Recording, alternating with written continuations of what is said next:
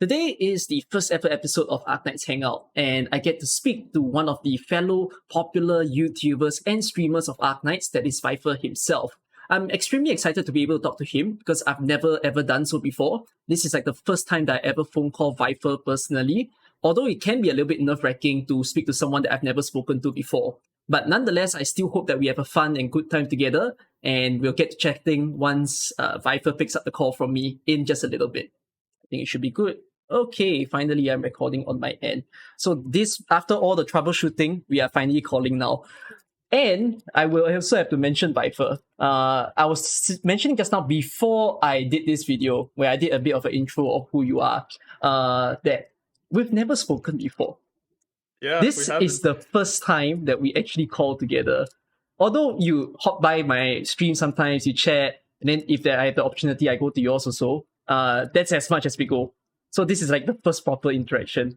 And yeah, I'm especially happy to talk to you because it would seem that there's a lot of stories as to maybe how you started AK, whether or not it was in relation to me or even someone else. But before that, right, before we talk about all this AK stuff, I made sure that we prepare a little setting for us today. So we have food for our little call together. Now, who wants to introduce the food first? I've got mine right in front. You've got yours right in front as well. Honestly, we'll do mine first, so that in the case that yours is more exotic than mine, that it's not too disappointing. You know, so I'll get the boring one out of the way. I have something pretty boring today. Here's my dish. What's that? Bought it from the restaurant. It's like a beef and vegetable, just rice bowl. Honestly, is that a cuisine? Simple. Like, is it a Chinese store? Is it a Japanese store? Ooh, I think it's Chinese, but it was kind of like a fried chicken place. But they had beef. But nothing too exciting. Trying to get a little healthy, you know. I'm not sure this is healthy. Is it usual to eat healthy stuff for you? Well, I hate to say it, but I feel like I would feel way too guilty if I brought something like fried chicken on. I love fried chicken. I love pizza. I love like unhealthy stuff, but trying to lose weight recently.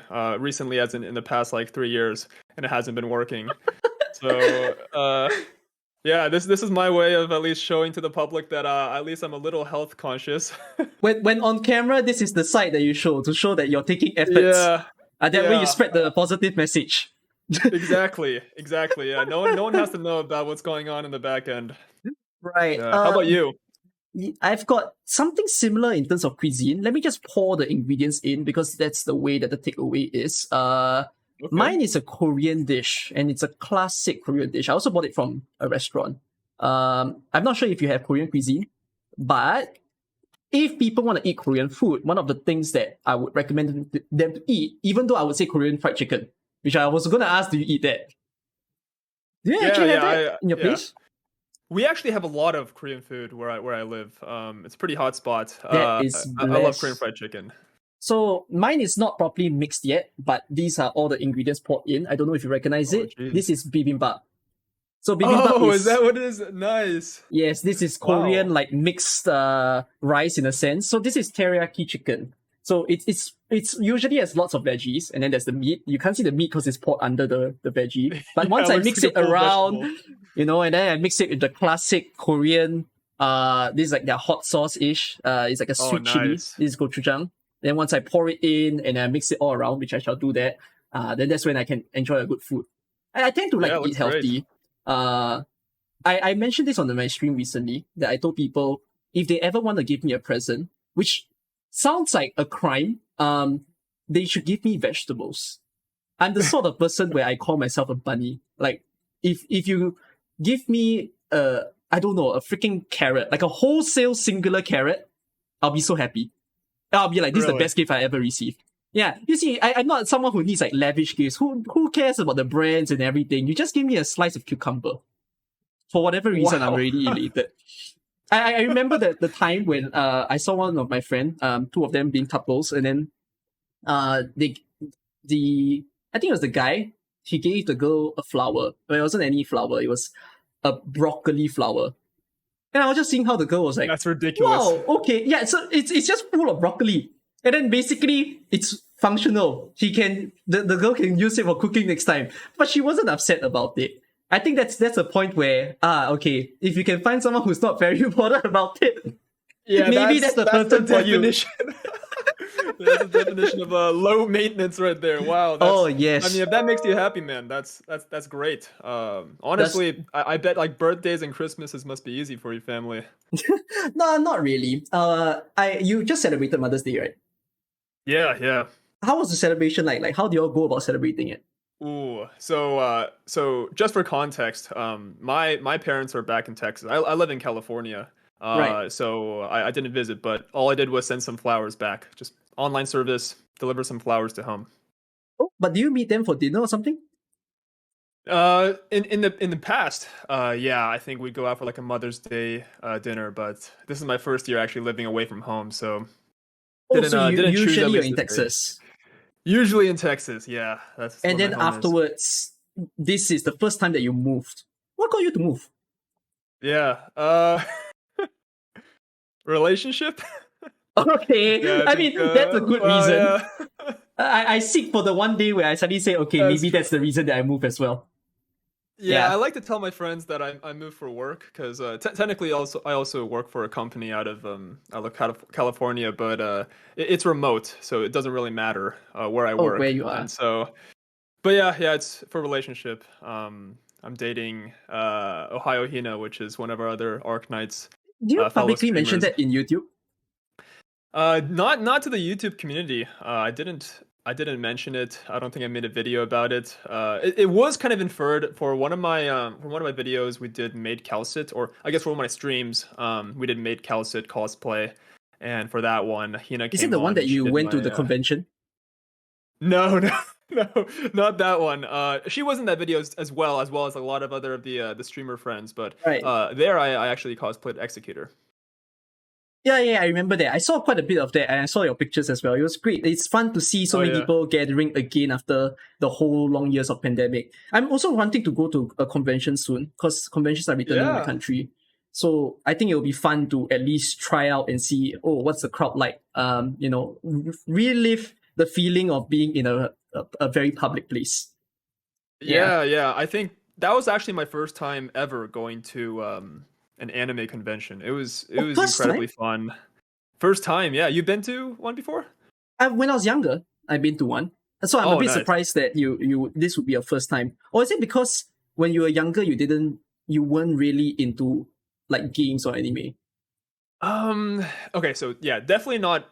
I wasn't into anime enough to go to one of those conventions. Uh-huh. I've heard about them, but I did go to a few gaming conventions in the United Ooh. States. Those were pretty prevalent. Those were fun. But I think honestly, what caught me off guard at the anime convention that was a lot different from the gaming conventions was the artist alley. That was something that you probably can't find at most gaming conventions. Yeah. And I just love seeing a lot of the artwork and just like the very artisanal stuff that small local shops put out, and it was just super cool. Bought a few posters. Oh, it's interesting to hear that you're in Canada, right? Oh no, US is California as in US. Yeah, US yeah. conventions having the same tradition as Singapore conventions is quite fascinating. Over here also we have Yeah, artist alleys yeah. and everything. Yeah. That's why I Oh want to yeah, see it's see all great. again.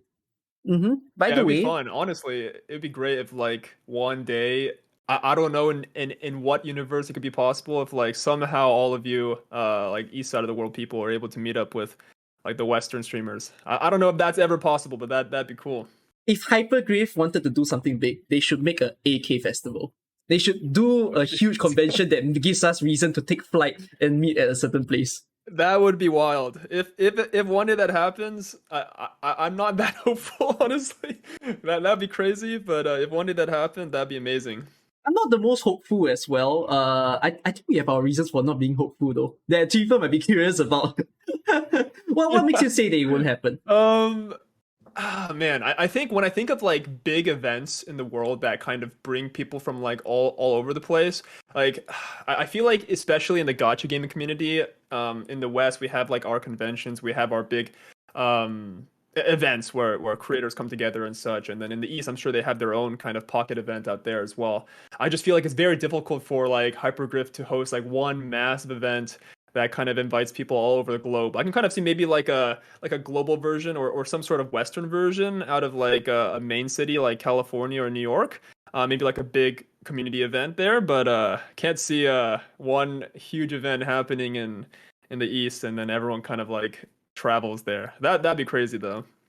But what if it was so if it's not in a centralized place? What if they did a convention where it's country specific? So maybe they hold multiple of it at the same time. Because Genshin did something like that, right? If you Oh, I see. heard of that, Genshin did this thing called Hoyo Fest. So they did like pop-up stores. So they built a pop-up store in the Southeast Asian countries. They did some in the US. They did some in the European countries as well. Do you think that will happen? It depends. I think it actually depends. So I think right now, if it was just on the trajectory of Arknights, no, I don't think it's possible because I don't think it's big enough yet. It's huge in China, obviously. I think Arknight is Arknights the top game in China. I don't know. I think it's between One that and of the Genshin, top. but one of the top, right? So I'm sure they hold a lot of festivals there for their fans. But for them to do something like Genshin and Hoyo Fest, maybe Enfield might. I'm not sure. Yeah, always super nervous bringing that up because who knows if it's going to be a success or a flop, honestly. But I think they need a little more to their brand before they can do something big like that. How about you? Do you think the same? I do also think that Enfield could be that next big thing that could help them. Although recently I got a surprise. MiHoYo or HoYoverse now, they launched a new game title. I don't know if you saw that. It's called Zenless Zero. So the teaser is not out yet. They announced that they were gonna have a new game title, and the new game title will have a trailer on 11th May. So we're filming this on 9th May. And supposedly the next big thing. So like HoYoverse has 2 new game titles that's coming up. And technically Hyperglyph has 2 as well. So Enfield is one of them. The other one is more hidden because the title is out, but there is no trailer or anything. It's called X Astris. I don't know if you heard that one. Oh yeah. But there's no good details out yet. So we just hear, oh, there's new game projects, but nothing out of that. So I think there's just heavy competition everywhere. And in order for the idea of a huge convention to be held globally, the global market, of the number of people who's playing needs to be so much bigger. Like, we're so tiny compared to CM. And it's something that I think players don't catch. They think to themselves like, oh, we're global. It's many countries. So therefore, we should naturally be bigger. When in actual fact, we're not. We're like so much smaller than the CN side. And I think that's like the kind of hope that I have, to, as someone who is a content creator, to me, one of my wishes is to try to propel the game forward and see whether I can do something to make it even larger than it is. So we might talk about that a bit more, although I got a quick thing to show you. So this is what happens after I mix the food. I mixed it all with the gochujang and the color chili sauce. comes out for sure now. That's the part that makes it nice. So it's a savory sweet rice to have. that food that you have, is that a restaurant that you often go to? Or it's just a random one? No. Honestly, because we were coming back from Hina's parents, just visiting their parents, we kind of just ordered on the way. So this was actually about 3 hours old. But it was just like a local restaurant. Seemed pretty nice. You heat it up before you have it? Yeah. Okay. That wasn't an issue. I know this restaurant that I'm eating from. It's good. I'm always happy. Although the part that makes me unhappy is food prices are rising tremendously in my country. I feel the impact is like this thing increases by 50 cents every 6 months. So it's scary. But how's the food at the restaurant for yours? Very good. For a lot of these bowl style like dishes, I like to compare it to PandaExpress because that's like a base mark. And every time it's from a local restaurant, it's usually like a notch up from PandaExpress. But my taste buds are not that picky, so it's not too different. Tastes great though. I'm not from the US, so I don't know much about PandaExpress. Is this a usual go-to? Is it a meme? What's going on with this food delivery service? Yeah, I think a lot of Western people will agree that PandaExpress is like quote unquote fake Asian food. It's like a meme. It's meme pretty often. Everyone usually has pretty bad things to say about PandaExpress, but I think if you just want a quick and delicious bite, they over season their food a lot. They make it very sweet, I would say. Like think of your classic orange chicken, but just adding like a ton more sugar, and more like Americanized orange chicken. That's what a lot of people like to think about. But I think if you're just grabbing a quick bite, you want some some spice of Asian cuisine. It's like the easiest thing to do, easiest place to go, and probably the most affordable. PandaExpress is a delivery service or is it a food chain? How does it operate? Oh yeah. It's not a food delivery. It's a food chain. It's a chain. It's very I much always thought it's a delivery. Yeah. Yeah, food chain. It's very Chipotle style. You walk in, you grab your chow mein or rice. Does that mean if you go around in US, there are PandaExpress stores? So you walk in and order a takeout. Pop-up stores. Oh my goodness! They brand themselves like they are a delivery service. I thought really? The next Is that Uber. what it seems like in Singapore? Yeah. Because in Singapore, I mean, it's the term that they use. So we have a few delivery service here. One is Grab. I don't know if Grab is prevalent in US. It's very prevalent in Southeast Asia. It's like one of the main e-payment wallets that we use. And then we don't have Uber anymore. Uber used to be a thing last time, but Uber went out. I think the market is not good here. And then the other food delivery service that is prominent is Food Panda. So because the word panda is used again, then over here, I think, I'm not sure if I'm the only one, but I get the impression when I hear panda, like panda means delivery. No, I don't blame you. Yeah, so that was why I asked of that. So it's interesting to hear it now. Maybe someday when I go US, I need to give it a try, compare the Asianness of that to this. Is it authentic enough there? Yeah, dude, that's the one thing. I think it's funny because people say when they go travel, you should try like the best cuisine there. But sometimes it's just you gotta try like the McDonald's here. You gotta check out like the faster restaurants here, like see how they're different from your local chains. And I think it'll be very interesting, kind of tasting how different they are. If I go overseas, for me, I'm the sort of person that I want to experience the natural side. Like, I remember when I went to Japan, yes, I planned the trip to visit like iconic places. So I went to their Disneyland in Tokyo. I went to some of their amusement parks and then some of their major national parks. But then a lot of the time I like to just navigate the random streets that they have. So for example, I was staying near the Akihabara area. And instead of going to Akihabara itself, I told myself, let's just visit the neighborhood, see what the stores are like, see what that bakery, the random Western restaurant looks like and try their stuff. I think that's the same that when I go to US. I might be the sort of person where I'd rather visit the neighborhood than the city. Just to see, what's the vibe like. Whether it's a very different place from what I expect. So that's my traveling stuff. Although, have you got to travel a lot before? No, that's great. Honestly, I don't travel that much. I'm very much appreciate the solace of being at home, to be honest. I think to give you some context, I've probably only traveled internationally maybe 3 to 4 times my life, and overseas only once, and that was when I was 2 years old. I went back and visited family in China, and I haven't been overseas ever since. So not much overseas experience, not much traveling experience in the first place. Do you think you would?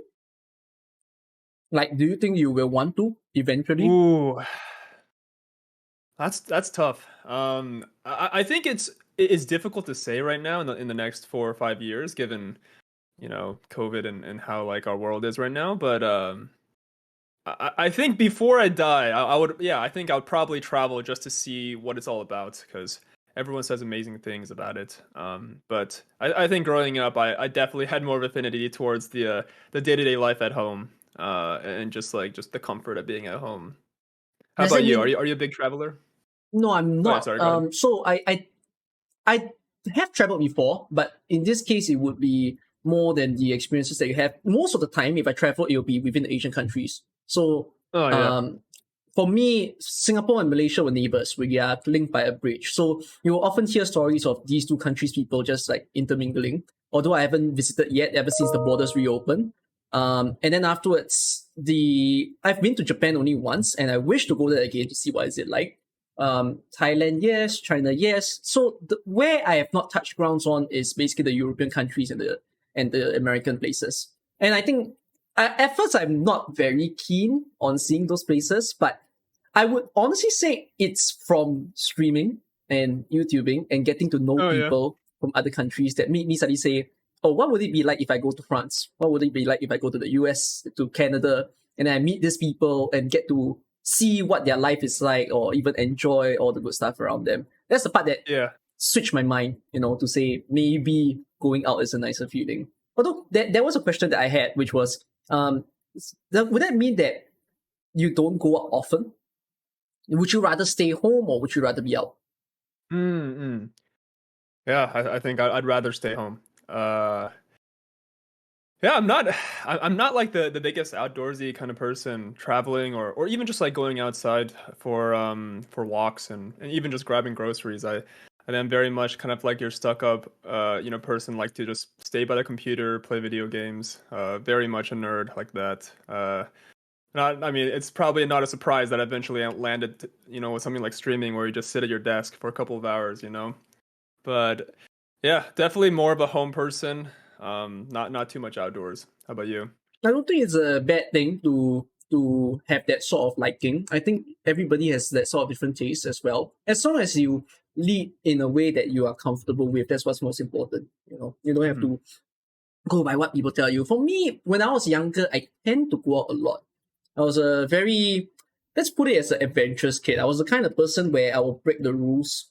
My mom would tell me, please be home by 10, and then I'm outside after 10, hanging out with my friends. And then sometimes, because public transport isn't always active, and sometimes they will close at like the midnight timing. So I can hang out with people to the point where, oops, I've missed the train. So I will go overboard. I have to find a way back home, whether is it trying to fork whatever money I have from my daily allowance to get a taxi, or if not, I walk back home. Now, just phone call my friends. So I'm like, hey, please accompany me. It's really dark and scary right now. Yeah, I need to find my way back.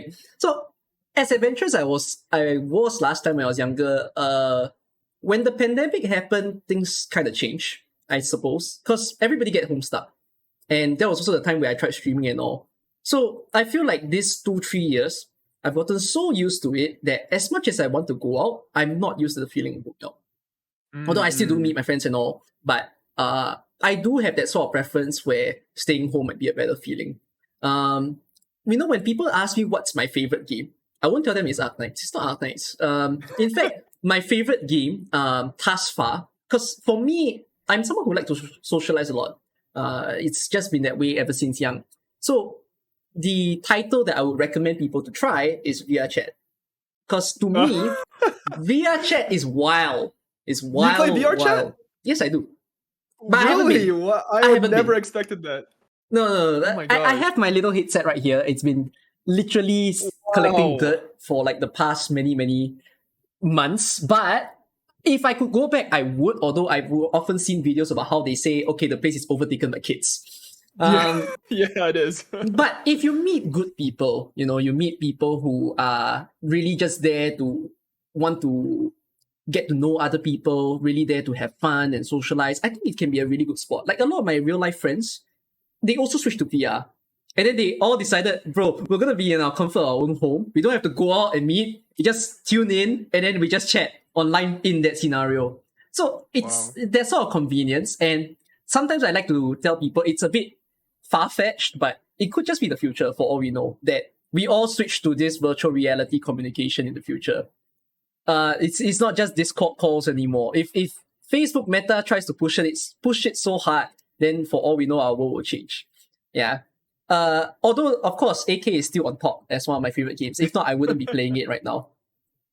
Yeah, I get very surprised that I play AK for as long as I do, because when I play games, I tend to quit them really quickly. I tend to quit games in about 3 to 4 months. Oh, really? Yeah, but other gacha games that I've played, I've tried all sorts of titles. Whether it was Brave Frontier, it was Grand Blue, it was Fate Grand. Nothing really stuck with me. Then AK came along, and all of a sudden I was like, oh, it's really fun. It's tower defense. Maybe this is my thing. And then I played, and suddenly I realized, the daily grind isn't as bad as I feel. It feels quite natural, and the content keeps coming. New stages, new things to solve keep coming. And all of a sudden I'm in the game, And that was when streaming came in. So I think it's after I streamed that the grave was dug deeper. I kept going into the hole and I can't get out anymore because I'm already within this AK grand view of things. So yeah, basically I've been playing AK for 2 years now. No, that's crazy. Especially since you came from jumping from game to game. I mean, at any point did you feel like you hit that roadblock for AK at any point? What's this roadblock that you described? Oh yeah, kind of just like this ambition to maybe move on to the next game. Oh, so to quit the game basically, or maybe drop the game. Quit, basically. I think the point where I said that I might want to drop the game was around maybe 6 months into streaming. So at that point in time, I haven't even done YouTube yet. And when I started streaming on Twitch, I wasn't thinking like I was going to stream AK. That wasn't actually my goal. When I did Twitch at the first time, I wanted to be like a variety kind of person, be the kind of guy where you can play multiple games and then entertain people in multiple games. And it was at some point where I suddenly say, I really like this game that I play a lot right now, and I've never gotten a chance to stream it. Back then, I was very afraid to stream AK because that was during the time when Tectone was around. So I was thinking to myself, oh my goodness, if I stream the game and I'm bad at the game, and then after Tectone viewers comes in, and then they hop into my stream, then would they be like judging my content? Would they be judging my ability? But I called one of my good friends and I was like, should I do this? I like this game. Should I just like give it a try? And then my friend just like, yeah, go for it.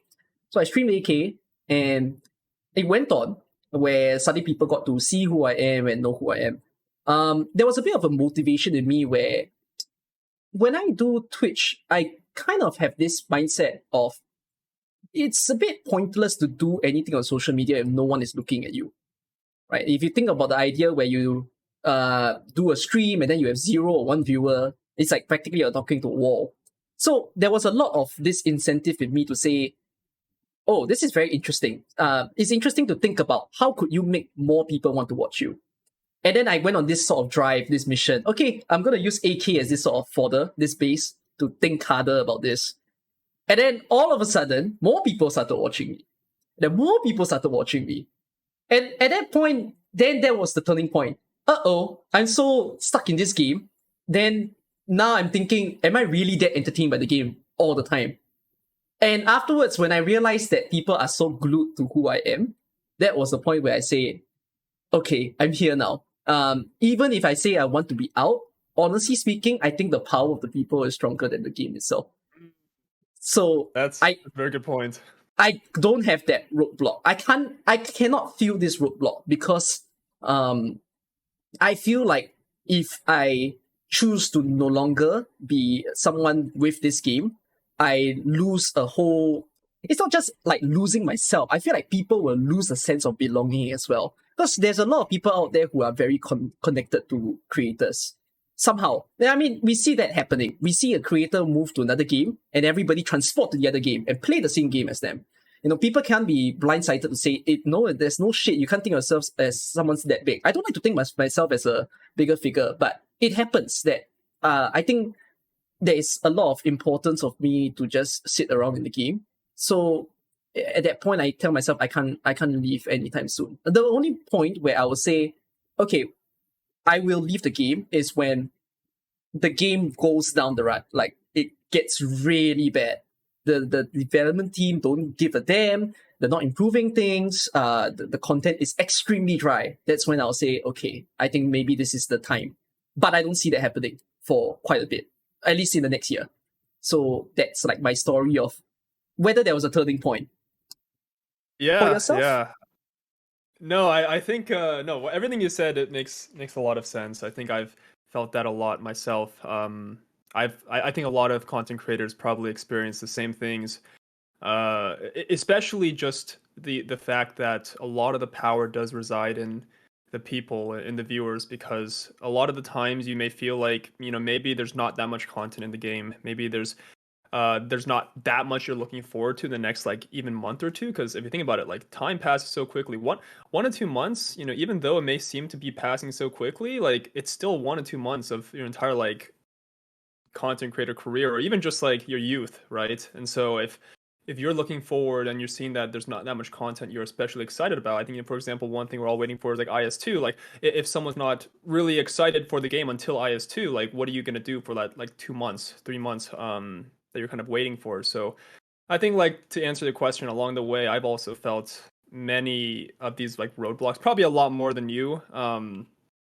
I think just knowing myself, I'm not like the most attached person to the game of Arknights. I obviously don't follow the lore. I don't read too much into like each No, specific. I don't as well. Yeah. So like, I'm missing out like a lot. We're really just exposing ourselves out here. Yeah. Which is fine. It's fine. But, lore is great, but we're here for the gameplay, right? Yeah. Even though I don't read much about the gameplay either.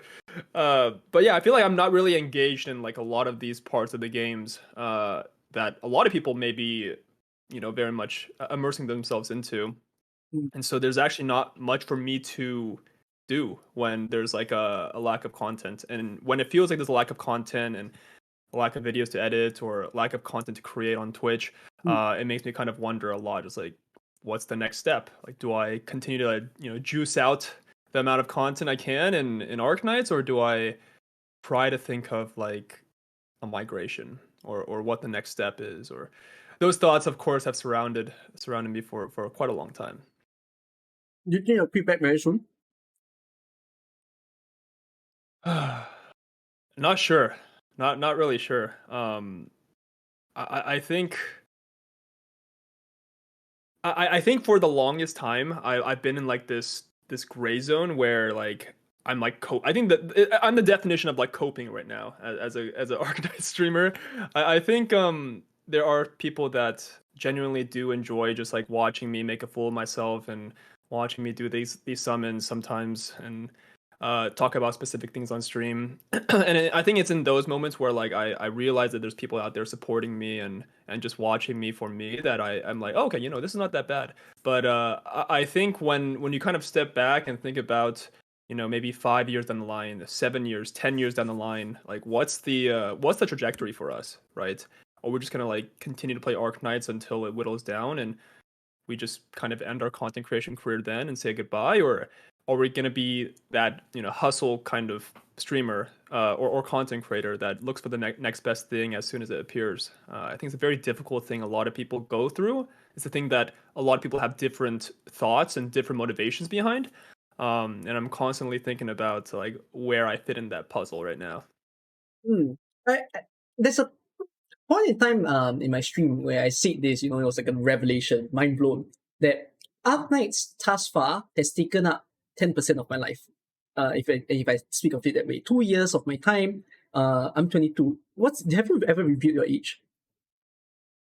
Yeah, it's actually in my bio. Well, how old are you? I'm 23. Oh, you're just a year older than me. Mm-hmm. Yeah, but then if we think about it the same way, it's taken up this much time, and if we go on and we stream and we play on, goodness sake, it'll take up a bigger and bigger portion. So I've already asked myself that sort of question, like, oh, I've been here for 1 year and 1.5 years. And I do have this sort of ambition where if I could take this whole social media matters to greater heights, that would be a nice thing to do. But doing it only in AK isn't going to be the easiest way to do it, because we only have this much, like many players. So let's put a hypothetical number that I often say we have 200,000 players in the AK space. And as we grow even larger, we're going to capture more people. But eventually we're going to hit a plateau. All the people who want to know us will find us and follow us. All the people who already looked at our content and don't even want us anymore will not follow. So there's going to be this hard stuck point in time where we've already captured as much audience as we can. And when you talk about someone on social media, it comes down to the point of, are you comfortable with that? Are you comfortable with having the same audience and trying to keep them engaged, to not lose them? Or are you wanting to expand and make sure that you can become a bigger creator that any random person in the world will want to watch you? So it's like a very difficult thought to put through, which is why I also think of myself to draft like different plans. In one sense, I don't want to leave AK simply because I'm so attached to this place. I've built the community so far up that bringing it down is like taking a whole palace or a castle down. And that's the point where I say, okay, if I don't want to leave this place, how do I branch out? How do I make myself even bigger than what it is really? So there are always these thoughts that run through my mind as to maybe I could create a second channel where there's no bounds. I don't even just focus on AK anymore. I start to. It could be about other games. It could be about random life matters. It's just a chatting time that I have on YouTube. It's not clear cut as of now, but I get that stress that I think some content creators might start to feel the crunch soon. That we've done this for so long. So is this the way that we want to always lead our life, or what's the next step? In a sense. In the case of yourself, do you ever think of these sort of steps? Yeah. Honestly, I think the last bit you mentioned was especially important. It's funny because I think with a category like Arknights, you were there from the very beginning, which Mm. was even more nascent. Like think about back then when the cap on viewership was so low on Twitch, maybe on YouTube, there were just like your top creators, and there wasn't much opportunity for people to really even gain any name for themselves on either platforms, which is just it's just like so daunting to even start streaming Arknights back then. I wasn't back then. I think when I refer to that period, it's like after the Genshin migration and a lot of like the previous content creators, Zeals, By the way, I and love how we Akron, and talk about it like it's a historical event. It's like in the books. yeah, really is like in the The books, man. Genshin migration. Yeah, we're in this new like right now. I'd call it like the resurgence. We're definitely in this massive resurgence phase right now. But yeah, like back then, you saw how bad it was, and it's grown so much since then. I don't think anyone was like. I think to how much right now I complain about like, oh, there's not much content, like what's the future of content creation for me as a streamer. But back then, like no one even thought those thoughts. I felt like people back then were just so grateful for the few amount of people that just supported them. And same for me. I think week by week it was just, overwhelming support, and you just felt like this was a marathon, that every single week you were doing something that was impactful. And it's funny because now that we've built out that kind of foundation, whether it's us that helped, build that foundation, or just the game itself has developed a lot more, good game loops, I guess, within Mm. the actual Arknights game that keeps people here. Either of those, the community has grown a lot and maybe even surpassed the size of the community that it was before the Genshin migration. But I feel like nowadays, just like you mentioned, a lot of people are reaching that wall because we can keep doing the same thing over and over and over and over again, right? But like one day we're gonna hit that wall and wonder, like, okay, can we still do the same thing over and over again for 3 years? And that's a huge obligation for some people that are just doing this as a side hobby, and could be spending that time towards a lot of other things. For me in particular, um, I think I've wanted to branch out to many other games in the past few months. And I say that obviously, despite in the last few months, I don't think I played a single game other than Arknights. I remember I had one stream where I played Pokemon Arceus for like about an hour and 30 minutes. But other than that, like the only game I've streamed is Arknights for the past like 3 to 4 months by now, I'd say. Um, but it's funny because like my brain is telling me like, oh, I don't want to be an Arknights only streamer. I want to stream variety. I want to just like stream whatever I want to, right? Like for example, a game that I recently loved playing is Lost Ark. I play a ton of Lost Ark, at an abnormal amount, and it's completely caught my attention. I'd say that's my favorite game right now, to be very frank. But I don't think I'll ever stream Lost Ark with this conscious mind that if I care about content creation as a career, I can't just like make a pivot. I can't just drop my guard and stream Lost Ark, because I don't think my viewer base will really care about that kind of stuff. And if my viewer base doesn't really care, like I'd rather spend that time off stream playing that game, and just having fun myself. But yeah, I think I've had that constant thought. I hate to route back to this, but I think it was the Endfield announcement that made me a little more it kind of loosened me up a little, because before that had happened, I was always thinking like, what's the next franchise I can jump to? There's a lot of games coming out. There's games like Tower Fantasy coming out. I think Hoyoverse also had like another game that also came. It's like a turn-based. I think I forgot what it was called. I think some beta Remember. signups for it. Yeah, Yeah, I can't but recall. there's a lot of other games coming out in the next few years. I know everyone's talking about like Blue Protocol is another MMORPG that might come out in the next few years. Regardless, uh, I'm always thinking about like what to jump to. But when Arknights Endfield was announced, even though it may take like a year or two to actually fully release, I think it's something that made me realize that I can still use like the Arknights franchise and my player base that loves Arknights and just kind of transport it over there. And that's kind of like my backup plan. And even though I call it like a backup plan right now, I don't really even have like a main plan. And I'm just genuinely confused, just kind of like coping right now and trying to decide like, do I want to spend more time on streaming? Do I want to do consistent uploads and consistent streams, which I haven't done for the last like half year, to be honest? Uh, do I want to go down that track and just constantly grind, see numbers go up and, very, very gradual linear growth over time just with effort? Or do I want to just look out right now and try to jump? It's something in the back of my mind. I think it's whatever that you said is all very interesting thoughts. I feel like all these things crossed my mind before. And that whole idea where if we're doing this content creation thing, we we can't say that we don't care about numbers, It's not like the numbers take over our mind, but numbers represent like our growth or our performance. The more that it picks up, the more we can say, oh, we're doing a better job. More people are watching us, and therefore we're becoming more engaging. Like numbers are basically statistical representation to say we're doing well. Yeah. But the whole thing about branching out and whatsoever, I think it comes down to the point of what is the biggest concern that you have in mind. Because it's a convo that I had with some other content creators before, where we were saying the best feeling for content creation is when you have people watching you for you, and it's not because of the game that you play. It's when sometimes when I do my streams and I'm streaming AK or whatsoever, if suddenly I switch out of AK, I think recently I switched out and then I was having like a just chatting moment where I just wanted to eat ramen because I didn't eat for the entire stream. And I still see the number of people who were watching me still the same as kind of when I was playing the game. That's like a good indication for me to say, oh, it seems like people are staying for me. And I think that's like a goal to set. And the idea of wanting to branch out to other games, it will happen. It will become a situation where less people will watch us because people know us for this.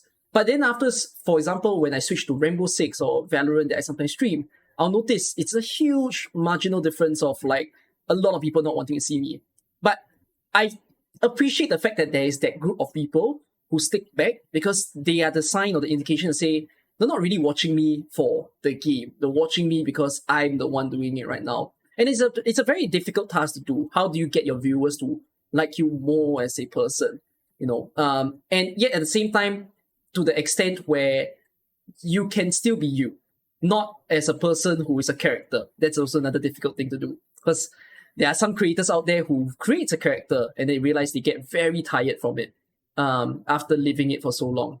So actually, this starts to branch out to quite a bit of questions. But before that, right, I might as well just do another opener, which is I'm a bit curious. What was the origins of you starting to stream on YouTube? Yeah, that's a great question. So I think sometimes I very much bring it back to what brought me first to becoming a Twitch viewer. Who was I actually started as a very active Akron watcher back in 2020. Yeah, that's when I first started playing Arknights. I love the game so much. I realized that there was a pretty sizable streaming community out there. Never really used Discord that much. Never really used Twitch that much. And he was the first person that I just really enjoyed watching. Ridiculously down to earth, different type of content from the other creators out there, such as Tectone and Zeals, which I also enjoyed watching. But he was the first community that very much, yeah, just very much just showed me kind of what Twitch was about, right? I think back then, I would be lying if I said that I didn't think I wanted to stream on Twitch one day. It was kind of in the back, like, oh, I mean, that'd be cool. Like if I could just stream a game and some people are watching, like, it's kind of like, playing games for like a career. It seems pretty cool. Fast forward, I actually just very that year when I first started following Akron, I'd just graduated from college, and I was working a pretty intensive job. Unfortunately, is a job that took quite a lot of hours and weekends as well, and it was pretty miserable for the most part. I And was gonna say, near do the you latter enjoy half, it? oh yeah, it was awful. Honestly, I try to sugarcoat it a little sometimes, but It's fine. terrible job. We hope that your colleagues don't Yeah. see this. Let's just hope that no one sees this. But I think a lot of my colleagues that also ended up leaving after a year, they would agree with me. But I did end up leaving that job environment. I work somewhere else now. But near the latter half of that first year and working, I think I was in a very, very negative place. To be very honest, I went through a lot of gambling addiction to kind of cope with my quote unquote depression. I don't know if I can really call it depression, but I was just very much in a like dark place and not really knowing what to do with my life. But what I was doing was I was still following Twitch a lot. I was watching a lot of content creators. I watched a ton of Genshin content creators back then. I love playing Genshin Impact. Um, until I quit because I spent too much money. Yeah, so I had quit, and the only game I was left with at that point was Arknights, and I'd still been playing on the daily. I played, Azure Lane here and there, quit here and there, but Arknights was really my main gacha game. The only other game that I played very, very spottily was Valorant, because I love FPS games. And at that time, I think a lot of things were going haywire in my life, both on like a relationship perspective. I was having, I had actually, to be a little personal, I had broken up with my previous girlfriend at that time. I don't think my family was too happy with kind of what I was doing, like being pretty discontent with the job. I think just a lot of things in the world were just going wrong, and I felt like it was about time I made like a pretty big shift in my life. Um, and the first thing that came to mind was like, wow, okay, like why don't I try out streaming, right? Because who knows in the next 10 years if I'll ever have this opportunity again. I'm gonna switch jobs. I'm gonna go to a new apartment. Like maybe I should try to do something I really want to do with my time. But I still think even with that thought, I didn't step over the line because I think I knew how difficult streaming was. I knew how a lot of my friends, try streaming casually, and they very much stuck with like 1 to 2 viewers per stream, maybe even zero per stream. And I knew how difficult it was to get an audience. And I felt like I was just a very goal-oriented person. I knew that if I wanted to do it, I wanted to do it well. And so I started watching a lot more. There was this phase where I started watching a lot more Arknights content creators to kind of just see what was out there. Mm-hmm. I knew back then that even though I enjoyed a game like Valorant more, it was a lot more saturated, and I knew that Arknights was potentially an area that could be explored a lot more. No matter how old the game was, it felt like there were a lot of pockets that content creators could come in and fill in, rather than a game like Valorant. So I started studying the space like very, very analytically. I would follow like honestly all the content creators that were pretty relevant at that time, all the YouTubers as well. See like what kind of content was working and what didn't work. Seeing like what kind of atmosphere each community had, and obviously I stumbled upon you. I think you were definitely one of the rising figureheads at that time. It's strange. I mean, it's kind of funny because like back then like I don't think I would ever been able to like be as big as you or ever even like be like able to even talk to you on the same call like this. It very much felt like you were like the role model of the community, and I was just kind of like a disciple, just kind of like learning the ropes, right? So Mm. stumble upon your stream. I think I was very close to Taxus back then as well. He was actually one of the first few followers on my channel. But there were just a few streams where you and Taxus were talking about content creation, not together, but just like on separate Right. cases, and talking about like how it's difficult to kind of start. But y'all were very much appreciative of the audience that you've gotten, and that you very much just did things because you were passionate about it, not because that you're particularly looking for growth, right? A lot of these things that you were doing was just out of your own passion. Mm. And through a lot of those kind of conversations that you and Texas had, I eventually decided to just pull the trigger bought a ton of like streaming equipment off of Amazon. It's probably like I dropped like probably $800 in one day. You know, it's a big purchase. $800 in one day. I was like, oh my God, like, am I actually gonna do this? And I think even after that, for a long time, like as the equipment was shipping to my house, I was like, should I cancel it? Like, I'm not actually gonna stream, right? And then when it all arrived at my house for like 3 to 4 days, I actually did not set up that equipment because I was just too nervous. I was like, no one's gonna watch me. Like, I don't know what what I'm doing. Like, this is ridiculous, man. And then I think I just pulled the trigger one day. A lot of different emotions going on, but that was kind of how I arrived at streaming. How I arrived at honestly finding Arknights first and then streaming on Twitch.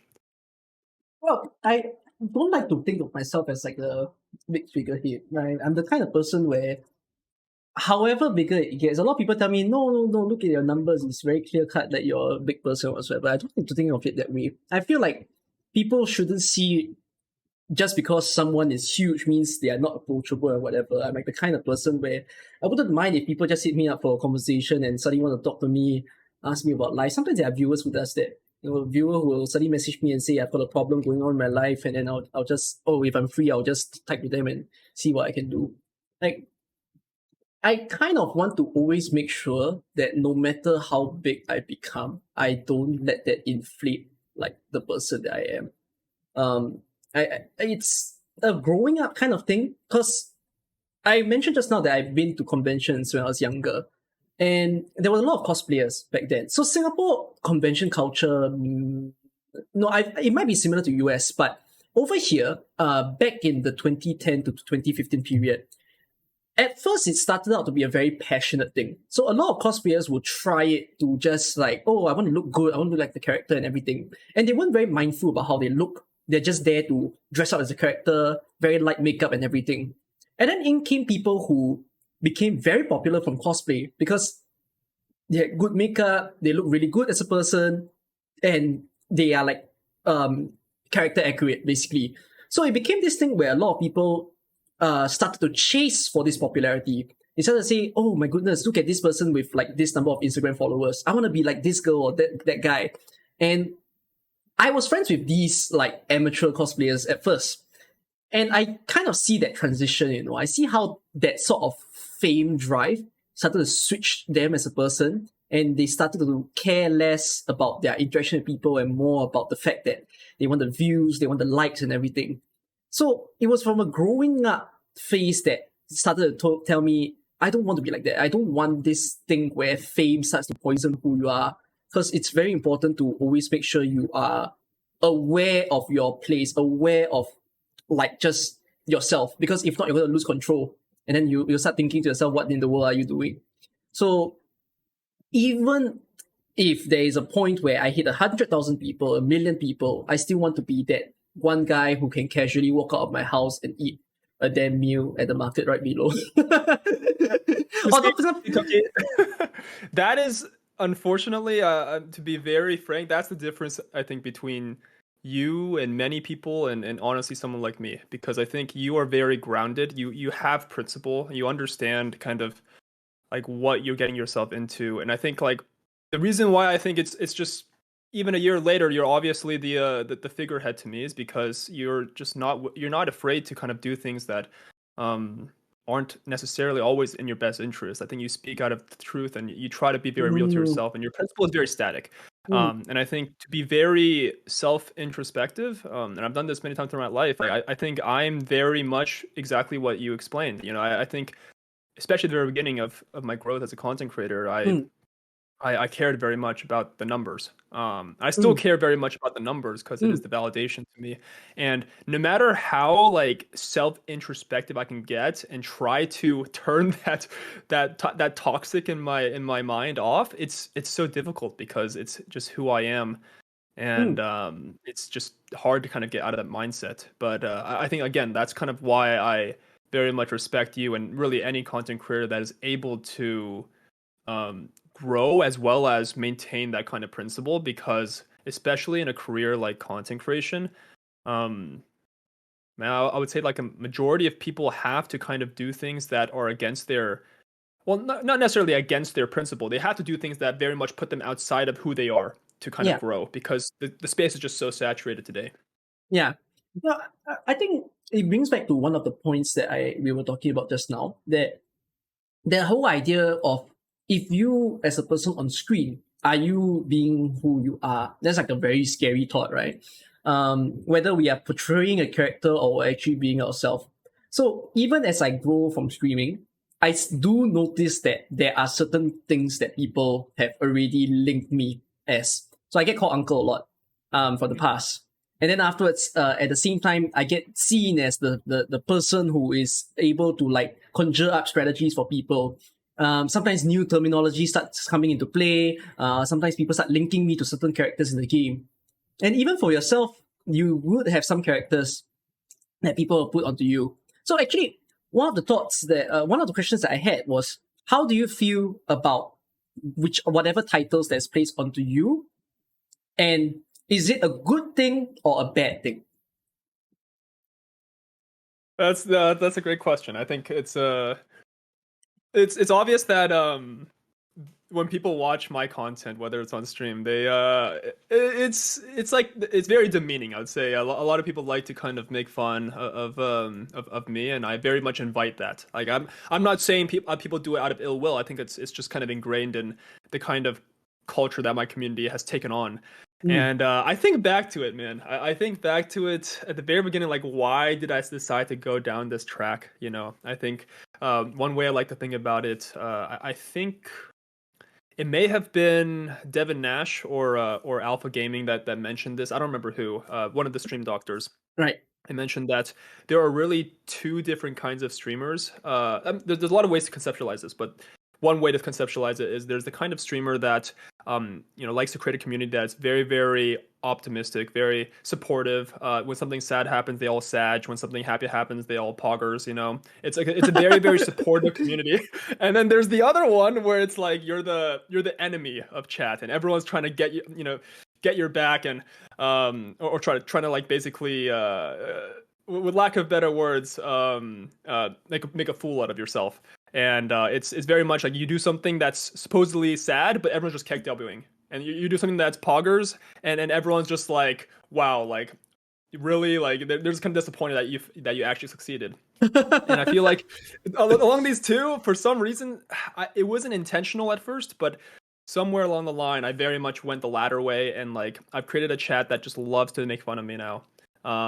Which I think I have a lot of fun with. I think my personality attracts that, and I think it's the fact that without thinking, I've developed those kind of personalities. So like just to be very specific, a lot of people very much like calling me like Scamper. I think that's like a name that I've taken on, and what people like to affiliate that with from the very beginning is just like how they let me do their viewer summons, and I very much like most of the time just failed at viewer summons. And for the most part, it's actually more funny to my chat that I am pulling blue bags than it is getting like a 6-star, which is kind of bad, right? It's not what you want, but people very much affiliate that name with me now.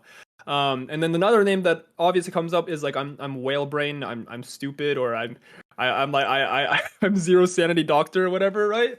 And the funny thing there is I think this is like very interesting because a lot of people do this, but I originally didn't want to be like whale brain or stupid doctor. It was very much just like I made a few mistakes on stream. I saw people like heck dubbing about it. I'm just like, huh, that's interesting. Like people are reacting when something like pretty funny or very bad happens, right? And I'm just like looking on the horizon back. This happened many, many months ago, and I'm just thinking like, okay, I think a lot of creators out there are like pretty well tuned in the game. They know what's going on in the game. Most of their streams are just like clearing it in a very like strategic way. People like to prove that they're like big brain, right? And I'm like, there's no one out there that's like putting out videos of them being stupid. And it's like, and I'm like, wait a second, this might be perfect. So I started doing that more, where I would make these like mistakes on stream. And at first I remember at first I'd be trying to like fake it. Like I'll like think about naturally like, okay, this is gonna be a very hard stage. I can see like this is a potential path to leak. I'm gonna purposely look in one direction, place operators there, and like I'm gonna act like I did not see like an enemy leak. So at first it was super intentional. Like I was like, let's see what the audience thinks, right? And it took a few times, but like I was able to kind of improve my craft, and it would look like I actually just made a mistake, but I was intentionally thinking about it. But no one knows that, obviously, because I prepped that. And then over time, it became less and less like obvious that I was doing it like purposefully. It seemed like I was like super stupid because I was so used to, like, after like 5-6 months of doing this, I was so used to acting stupid that the first thing my brain would do when I see a new stage is look for opportunities to fail. And it would just become natural that sometimes I wouldn't even realize I'm doing it. So it makes me question, like, am I actually bad at the game? Like, I actually had that introspective, case where I was like, wait, am I actually bad at the game, or am I faking it? Like, I wanted people to think this way, but I'm not that stupid, right? But it's like this back and forth. But that's kind of how this personality came. It's just from a lot of experimentation. I first thought, like, oh, there's like this missing piece to our Arknights community. Like, no one is like known for being stupid. Why don't I experiment with that? And if it works, it works. I'll add that to my my repertoire, and we'll move on. That'll be one of the names I get. And if it doesn't work, I'll just move on to the next one. But so with the idea that it's definitely when we look at the terminologies that's being used, it can cite more of the negativity side of things. Yeah. When this goes on for quite a bit, does this affect you? Yeah, that's a great follow-up question. Absolutely. I think it does. And it's funny because, like, after building so much thick skin, it's fine, right? I think a lot of the times I'm like asking for this in the first place. So it's like, if I were to complain about it, people would be like, oh, then you asked for, like, you're basically harming yourself out of your own will, right? It's not chat's fault, it's your fault for doing that in the first place.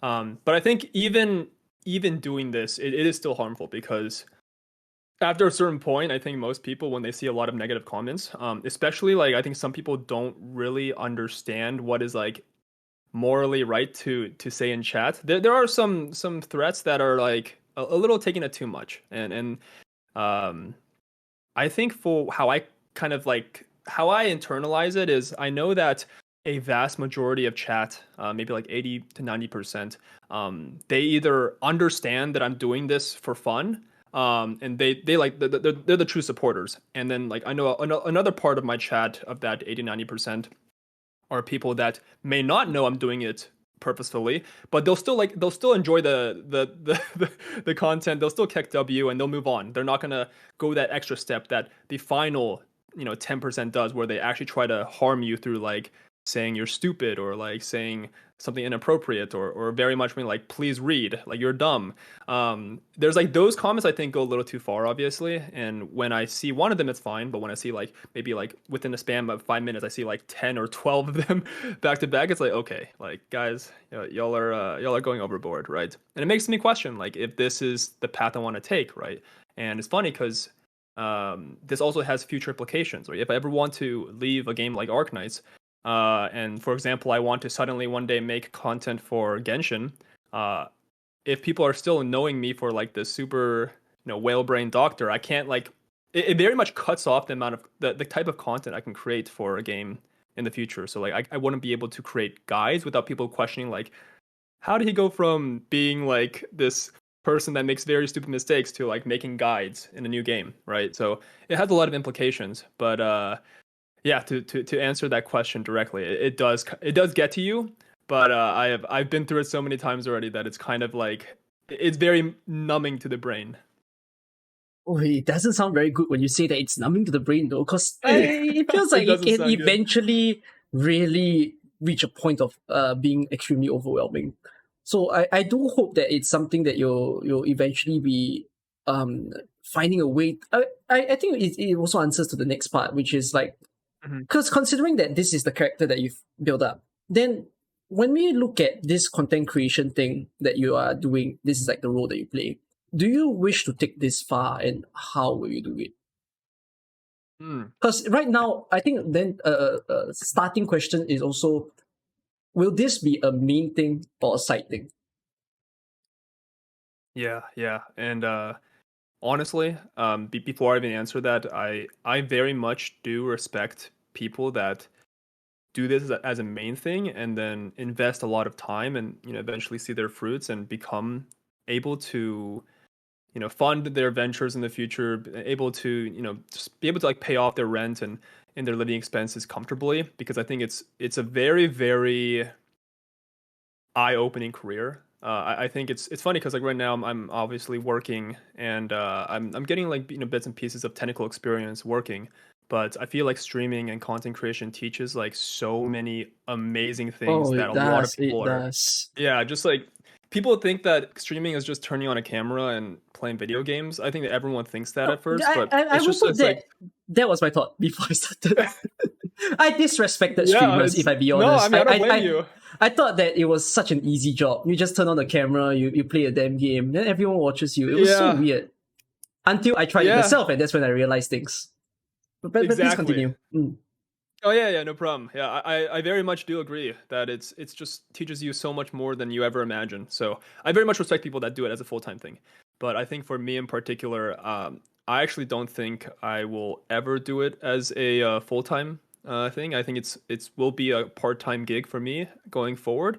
Um, and it's mostly because I think I'm just very ambivalent about a content creator's career after the age of 30, Mm. because obviously like the novelty of you streaming and being like a young figurehead within a category does kind of lose its novelty over time. Once you're getting too old, like I don't think the young audience will want to stick with that same streamer over time. And I Right, think right. uh, Mm. yeah, I think at this point in time the gaming industry hasn't matured enough to support creators after the age of 30. I don't think there's enough, there's just not enough infrastructure out there. There's not enough jobs out there that suit that need. Like for example, I feel like a lot of people that made it big, think of like OTV, OTK members, think of like the big streamers like XQC. Like no matter what they do, no matter how old they get, at a certain point they can invest in a lot of different companies, a lot of different either gaming houses or social media companies, agencies and stuff. They can very much invest in those and get a return. And no matter what they do after 30, age 40, they can probably make a living off their investments. It's kind of like an investor role in a Yeah. lot of different companies in the corporate world. But for everyone else out there right now, I think that haven't made it big and they've reached that kind of threshold, it's very difficult to it's like stay alive and live like a comfortable life without like a technical experience or technical degree or technical experience. So it makes me kind of nervous about doing it full time. I know that's a very like realistic answer. I think a lot of people very much still wish and strive to become like a big name so that eventually everything works out. But I think just knowing myself, I would be a little too scared right now to do it as a full time or even think of the possibility of doing it as a full time thing. Yeah, I'm curious about your thoughts though. I know that you're very much, you're studying and you're in school right now. And for a long time, I actually thought that you were doing Arknights or content creation as a full-time gig. I'm wondering what your thoughts are If it's on a doing it full-time gig, full-time.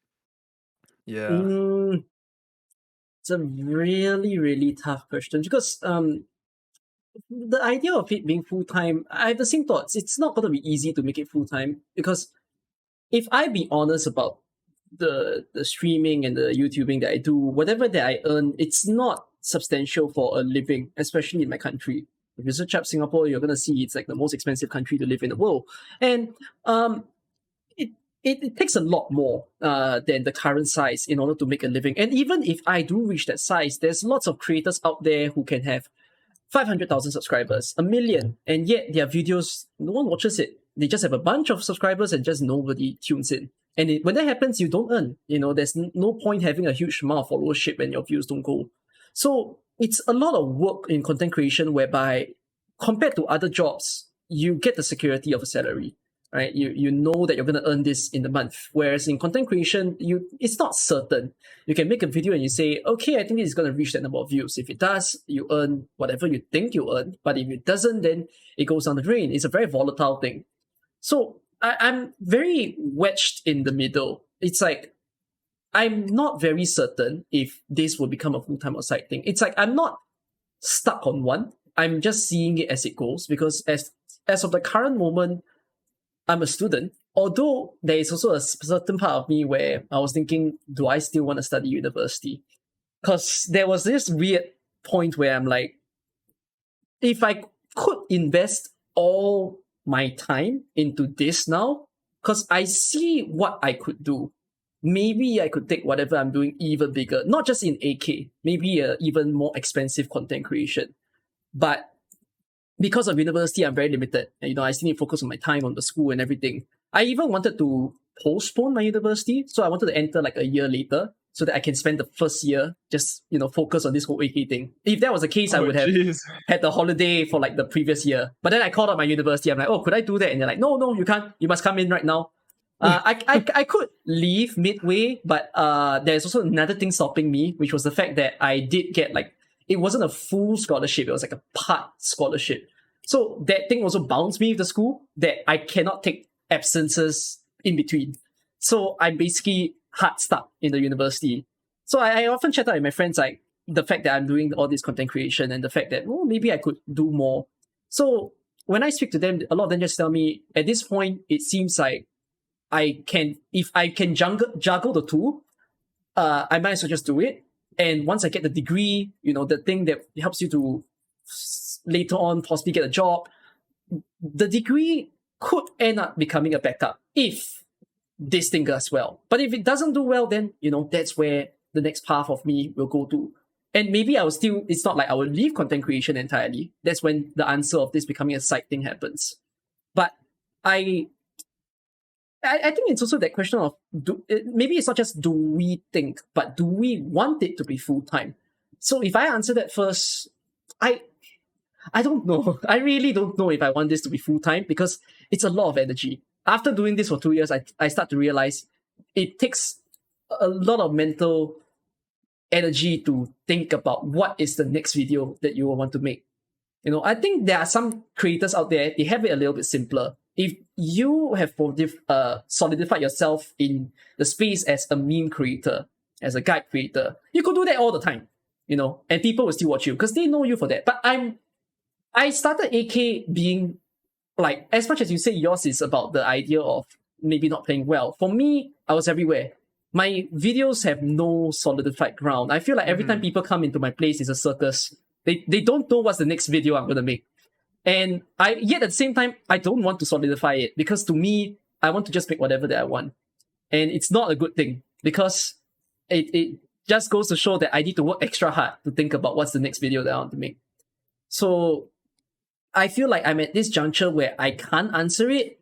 If I could bring it to full time, I do not think the AK part is what would be full time. I feel like it's the idea where I start to put my personality into other types of videos that I may be able to make. That's when, okay, if that part works out, then could I find myself to become a bigger figure in the YouTube space? But if it doesn't happen, then definitely this will just be a side thing. Or if it eventually dies down, then I disappear with the game. That's the toughest part of it all. I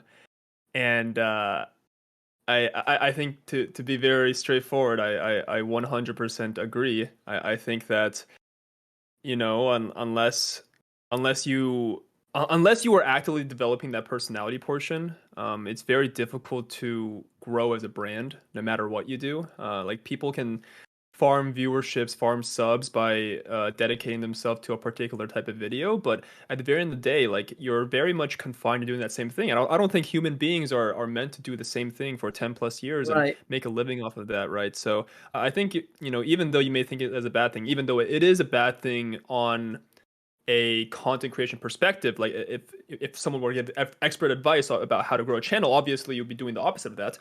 But I think it's something that people eventually need to do if their goal is to become more of like a personality. And it very much introduces like the bigger question as to like, what is the purpose of all of this? Like, what's the purpose of content creation in the first place, right? It's like a lot of people, and sorry, I think to be more specific, it's like, is the purpose of doing all of this to, like obviously like make money, make a living? I mean, I don't think a lot of people would be doing content creation if that was a purpose, right? Because there's a lot of other jobs out there where you very much follow like this fast track. You get a degree. Like degrees are pretty easy to get nowadays. A lot of community colleges offer like very good programs.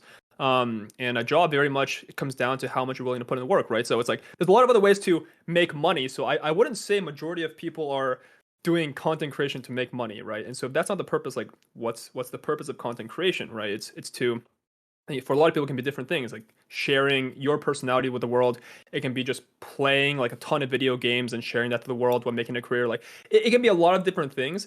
But what I think, like a vast majority of content creators that do it for a long term, what they want is to just be able to grow like a big enough audience that they can eventually watch whatever they play, right? It's the goal that we talk about all the time. I don't think anyone wants to just play one game and only be known for that one game, right? Even like the super try-hard players, like speedrunners, like they speedrun many games, right? It's very like a technical skill. It's not like, oh, I'm the best speedrunner at Super Mario 64, right? It's like they become a speedrunners for a lot of different categories.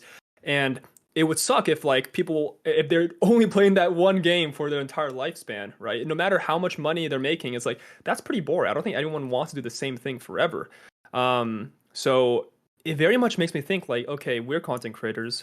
There's a lot of Arknights content creators out there making meme content, guide content, specialized run content.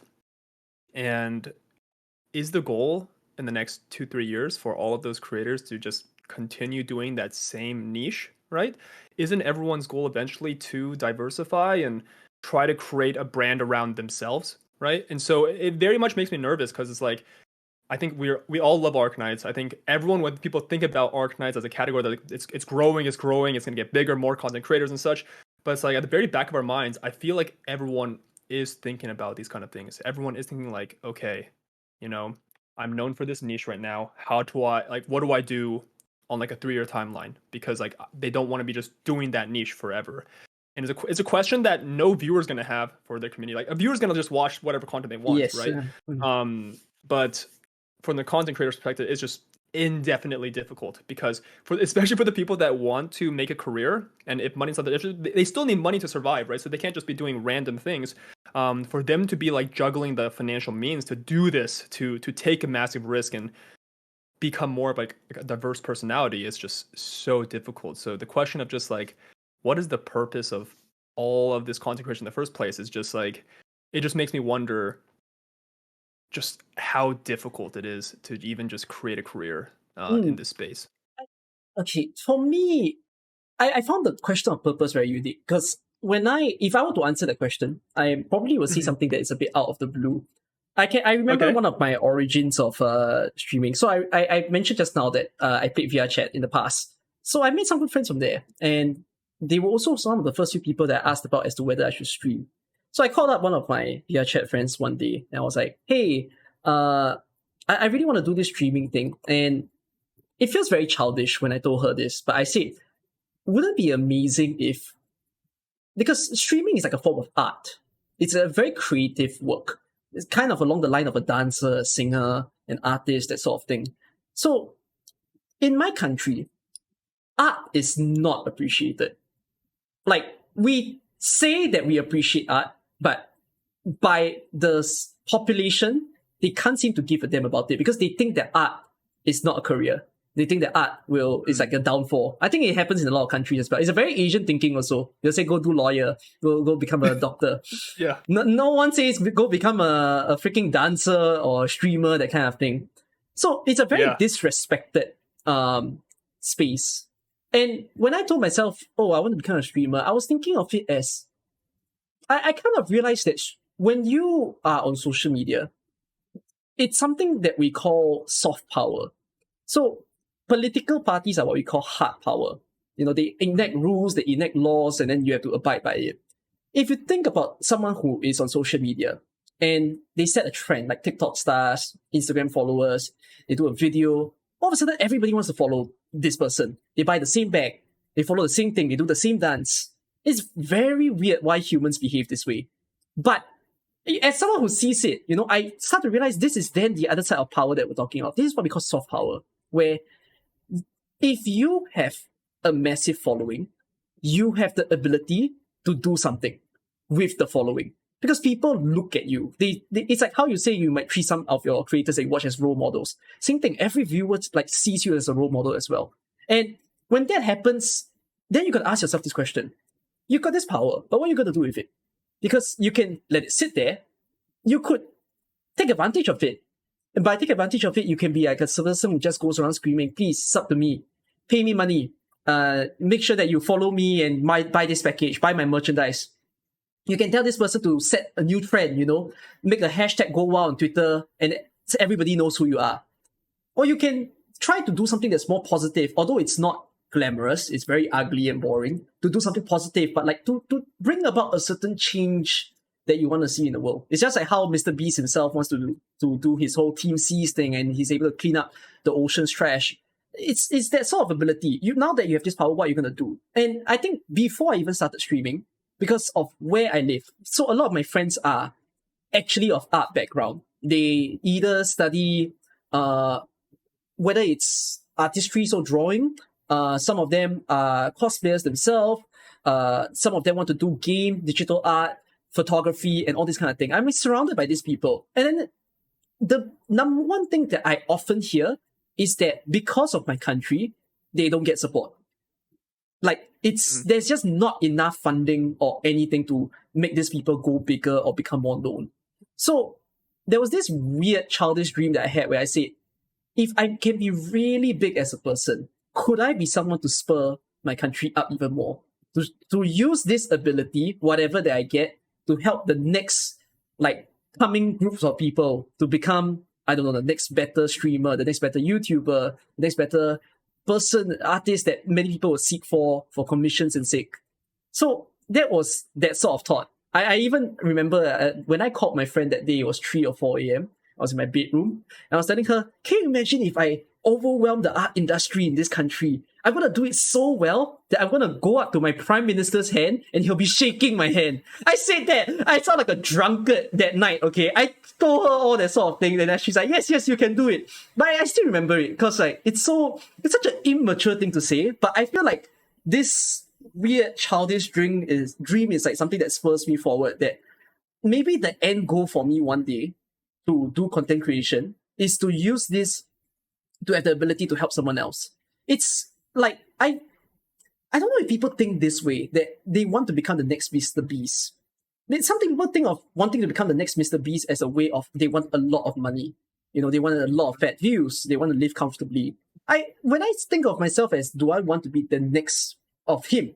I see it as, I want to do what he does. I want that ability to say, bro, look at this. I have a bucket of money. I can shower it at everybody's face. Rather than to just shower it on myself. Because I have no means or no use for this thing. I just want everyone else to be happy. I think it's a lot of things in me that says, I don't know when I'll go. It sounds morbid when I say it that way. But we don't know what in the world will do with this life. Everybody is trying to find their way. But then again, some of us have it harder. Some of us are having it so easy. So to me, what for do I need to live so comfortably when someone else is in a lot of perils? If I could help that guy out, I feel like I'm already doing something that can make me say, okay, time to go. I did something good in life. That's the part that spurs me when it comes to content creation. Although it's very noble-ish, I don't expect, oops, hold on. I clicked on the screen. Okay, yeah, there you go. Although I don't expect people to have the same thoughts, but I think the idea of just this soft power thing that I mentioned. Now, when people realize this, the question you have to ask back to yourself is, so what are you going to do about it? Are you going to let it sit? Are you going to use it for a personal goal? Which, by the way, it's not a bad thing. I think there's nothing wrong with people wanting to be self-incentivized and being, wanting to just live really well. It's at the end of the day, even as selfish as people get, that they say they want a lot of money for themselves, it's usually not the case. They usually also want to give it for their kids. They also want to give it to their spouse, and everything of that sort, or their family, rather than, for the better of everybody. And if not, then the other thing is, okay, maybe you want to use this soft power for something even else, something bigger. Maybe you want to help the gaming community to become an even more prominent place. Maybe if you're a fashion YouTuber, you suddenly want fashion to be a much more talked about topic. And there's also other YouTubers or streamers who will talk about fighting for the things that they want in life. And maybe their ultimate goal is to see that change, to have the rights that they have never been granted before. So yeah. So how would you see of that? Yeah, I think that's a very noble perspective. And I think Mr. Beast, Jacksepticeye, a lot of big philanthropy content creators have definitely proved that it is definitely a space for that. That because viewership is so tied to growth and monetary incentive, that with such big audiences, you can make huge things happen around the world. It's even more powerful than just like some celebrities out there through like real means, right? That some people don't consider like content creation like a real thing. But yeah, I think it's a very good thing. The number one thing that comes out of that is like if that is a lot of content creators' goals, if or even just like a small batch of content creators' goals, and that's their number one priority out of a content creation career. Um, yeah, the question is like, how do I start from maybe like a game category and then grow to be able to do that, right? And I think yeah, because it's like it's not two-way. It's very much you need the numbers to get there. You can't just have the vision, right? You can't just have the numbers. You have to have both, right? And Yes. for people to start, for example, like in Arknights as like a niche knights, like maybe specialist knights, YouTuber and streamer, and they're just grinding, certain videos, and they have this goal, right? They have this goal that eventually they want to be able to command their viewership to these greater causes. How do you get there? And I think that's when people start to realize that like you can't just stick to one game and you can't just stick to one type of content and to kind of like command people to do that. You have to like very much become that personality, and do like things that a lot of people that are comfortable doing those kind of like niche things are just not doing. And so the trajectory basically from point A to point Z all the way, which is like your final goal of doing this philanthropic thing, is just huge. The leap is massive. It is. I just like it's just so hard to It's hard to think that picture. yeah, I it's recently crazy searched. hard. I recently searched up the age. I was like, okay, what's the age of Markiplier right now? I think man is 32 years old. And then I was like, oh, Yeah. he's 10 years older than me. And then he's only having a relationship at 32 or 31. Okay, I feel better as a person to not have a relationship right now, because there are celebrities out there who are at the age of 39 and they haven't gotten a partner yet. Okay, I feel better as a human being. But same thing, as in the I do realize that this whole content creation thing, I think it's a long runway. It's not it can be a miracle. There's a lot of people who try to do algorithmic studies, right? And they use the YouTube thing to boost themselves, become even greater. That's what Dream does. That's what some of the people who will make those videos like how I bust the YouTube system, and then suddenly they grow huge because they read about things. But I think I don't have that sort of mind to say that's how I want to become big. I don't mind this a bit of a turtle route where I'll just see however much that this can take me through. But of course, I don't think if the goal is to become much bigger, and people are serious about content creation, it's something that they can't go about mindlessly doing. They gotta have a bit of a strategy. They need to realize, now there's a lot of these audience. What is the next big thing that you can do to make your audience want to be even more engaged? I think this is also something that I'm trying to, explore a bit more right now. I'm always trying to seek for the different type of video to make. Even this that we're having right now is a different style of things. And whatever that I do in AK, I'm going to use this learning experience to then take it to the next step. I've already noticed the behavior of people. What do they like to listen about me? What about my presentation is okay? What about it is not okay? So once I piece that all together, I can take all of this and then, I won't carry my entire audience. Even if you have 10,000 subscribers, it's not like all 10,000 will port over and say, I want to watch you non-AK version. Maybe it's going to be 1,000 people. And I think it's fine. I'll carry that percentage of people, and then with whatever that I learn, start to say, now that I'm in a vast ocean where I'm no longer bounded by a game, what video do I want to make? What's this crazy idea that no matter what country people are from, they're going to say, oh, this video looks kind of odd. I want to click on it and I want to see what it is. Yeah. It's a very tough thing. I think this is like when I start to piece all of this that makes me realize content creation is crazy. It's so much more than what people say of it to be. And there's a lot of assumptions that people have. There are some people who mock it. They feel like, oh, you're just doing some YouTube thing. It's nothing that big. You're just gaming for people to entertain. They don't realize that there's like a bigger cost to it. That it means a lot to the viewer on the other end to be able to watch someone to play their favorite game. And there are also some people who look down on it. They don't think that it can be a good job and whatsoever. And I think that sort of goal that I have is, well, if I can, then why not try to break that barrier?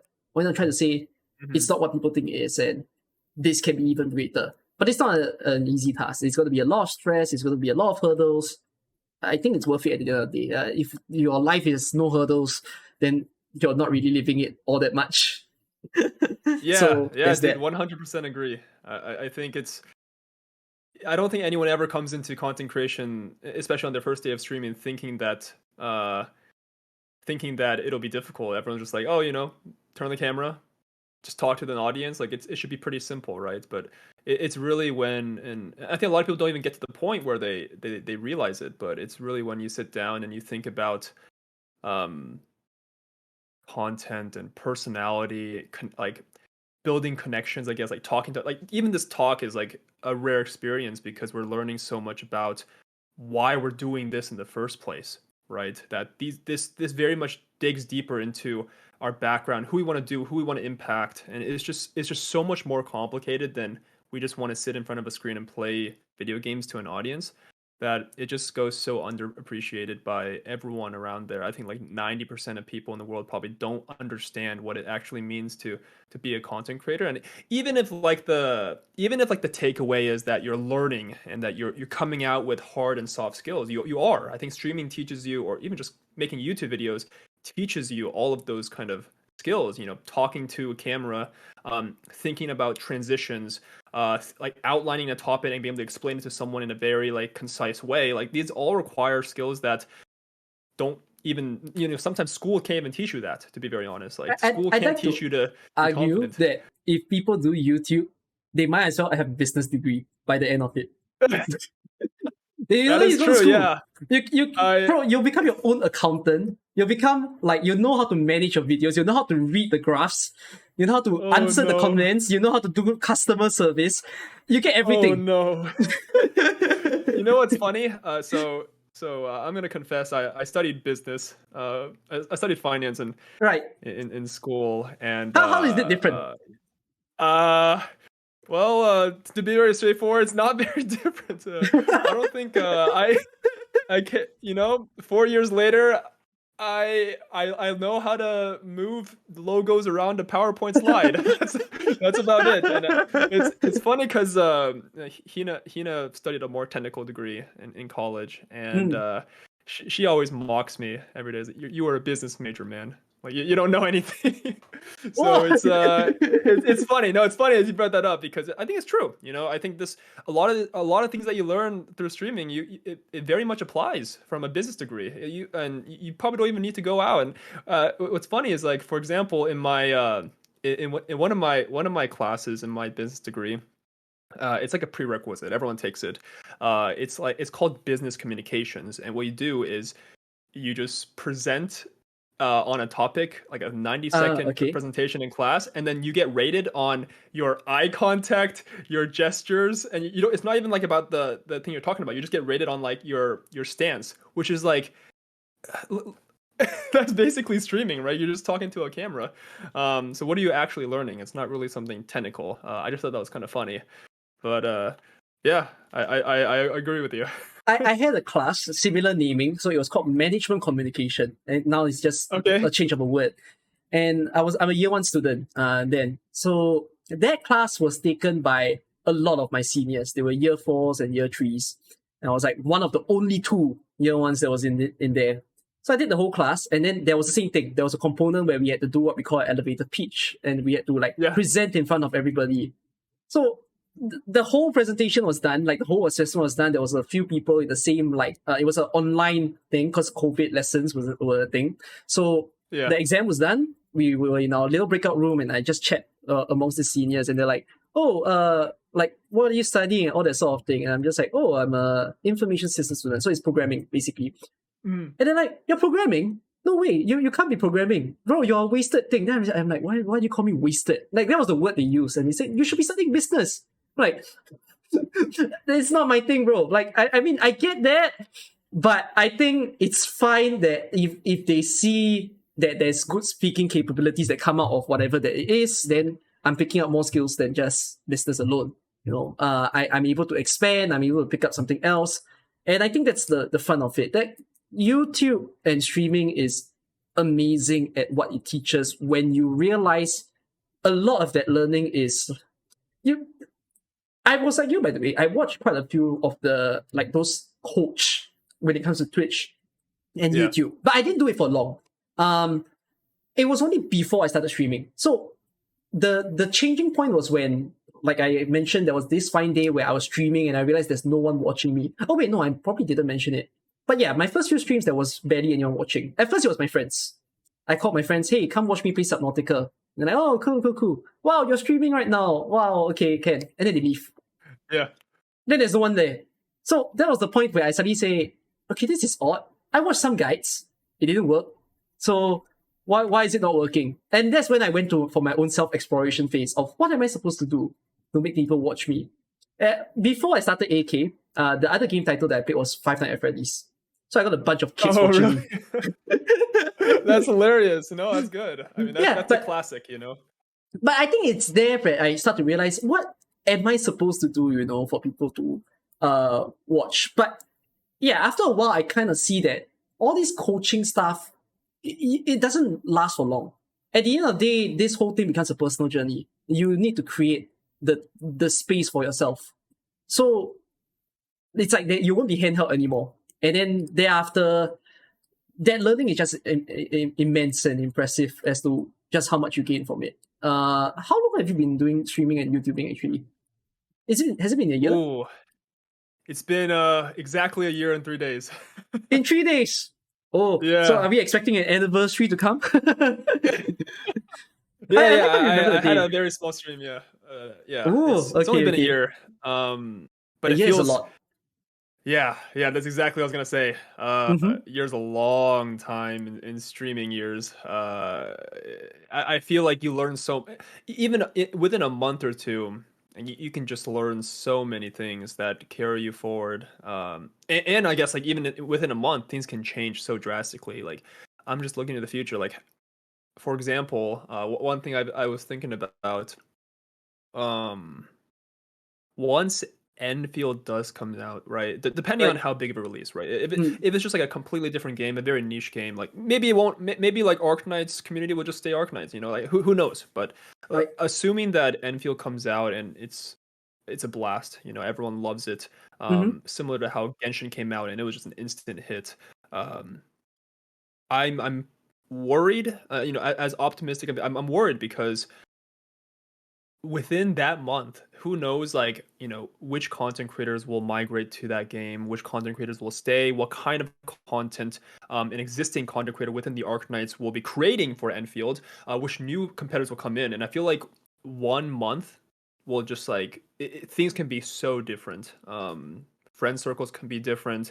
The state of content creation can be different. Like I can be, who knows? Like I'm going from right now making these meme content videos about me making a fool of myself to just making guide videos for Enfield. Like who knows what kind of niche I'll be filling in the future. And that's why I think that like even 1 year later, after so much has happened, one thing I actually found kind of interesting was like I'm actually not too proud of, I guess, what happened in the last 5 or 6 months for me. What would you say? Because I feel like I've remained very static, I'd say. Aside from like I think the biggest event I've hosted so far, which I really enjoyed, was Jeopardy. Yes. I don't think I've really done anything at this point that I'm at least in the last few months that I'm proud of, I'd say. I think at the very beginning, because you kind of on that fast track to growth, like every single week I'm seeing the growth and I'm like, oh my God, I'm growing, I'm getting something out of this. And ever since I kind of plateaued, it's not because I'm not getting stuff out of the effort I'm putting. It's actually because I'm lacking the effort in the first place. And I'm struggling to come up with ideas to continue that growth. And, part of it is because Arknights is capped in a way, right? That you can't grow forever. And the other part of it is that I'm lacking my internal juices. Like I'm not letting those ideas flow. But yeah, I think overall I would say that I'm not too happy with what I've done in the past like 5-6 months. When you say that you are lacking, do you think it sprouts out from the fact that you are currently juggling between work and content creation, or do you think tiredness is affecting you? Great, yeah, that's a great point, Cookie. I think, yeah, it's very hard to juggle with work, and just like personal enjoyment, right? Because I don't think anyone can, for like many years on end, just like spend all their free time doing content creation and not having their own fun, right? So I am having a lot more fun like playing games and watching movies, um, outside of streaming. And yeah, it does create hard. And at the same time, it's also because when you act like a fool for 8 months straight, you make viewer summon videos and stage fail videos for 8 months straight. It's like the novelty is starting to kind of fade away. And then the next step after the novelty fades away is what can I expand to, right? I think there was a phase where I was trying all different kind of things, and that takes so much effort. I think it takes a lot of time. And like that question is like, okay, I should probably expand to something new, but man, that's going to take a lot of effort. And is that effort like worth it to pursue, or do I just keep doing the same thing over and over again? That is like my comfort zone. I think I this wonder, is like, do you feel the same thing? okay, in my time of making videos and all, if I were to count, right, I think I've had 3 bad burnouts, like month-long burnouts. And the Oh, burnouts, you've been burnt out that many times? yeah, burnt out from content creation Wow. and all. But it was sprouting from different reasons. So the first burnout was because I was in a job. Like I was interning for a company and I was doing content creation. And at a certain juncture, I started to realize, oh my goodness, my work in my company was overwhelming. So this was before I entered university. I got so tired. I wanted to make videos and all, but I just didn't have the energy to do so. And then I just crumbled. I asked my company to give me like a break, and they were very kind. They gave me the entire week off. That was when I picked up Rainbow Six Siege. I spent the time being so upset and stressed that I played the game. People don't know this because it's like a very private thing. But I was so broken that I took my Daki Makura. It has no cover on it. I don't sleep with covers. But I took it out.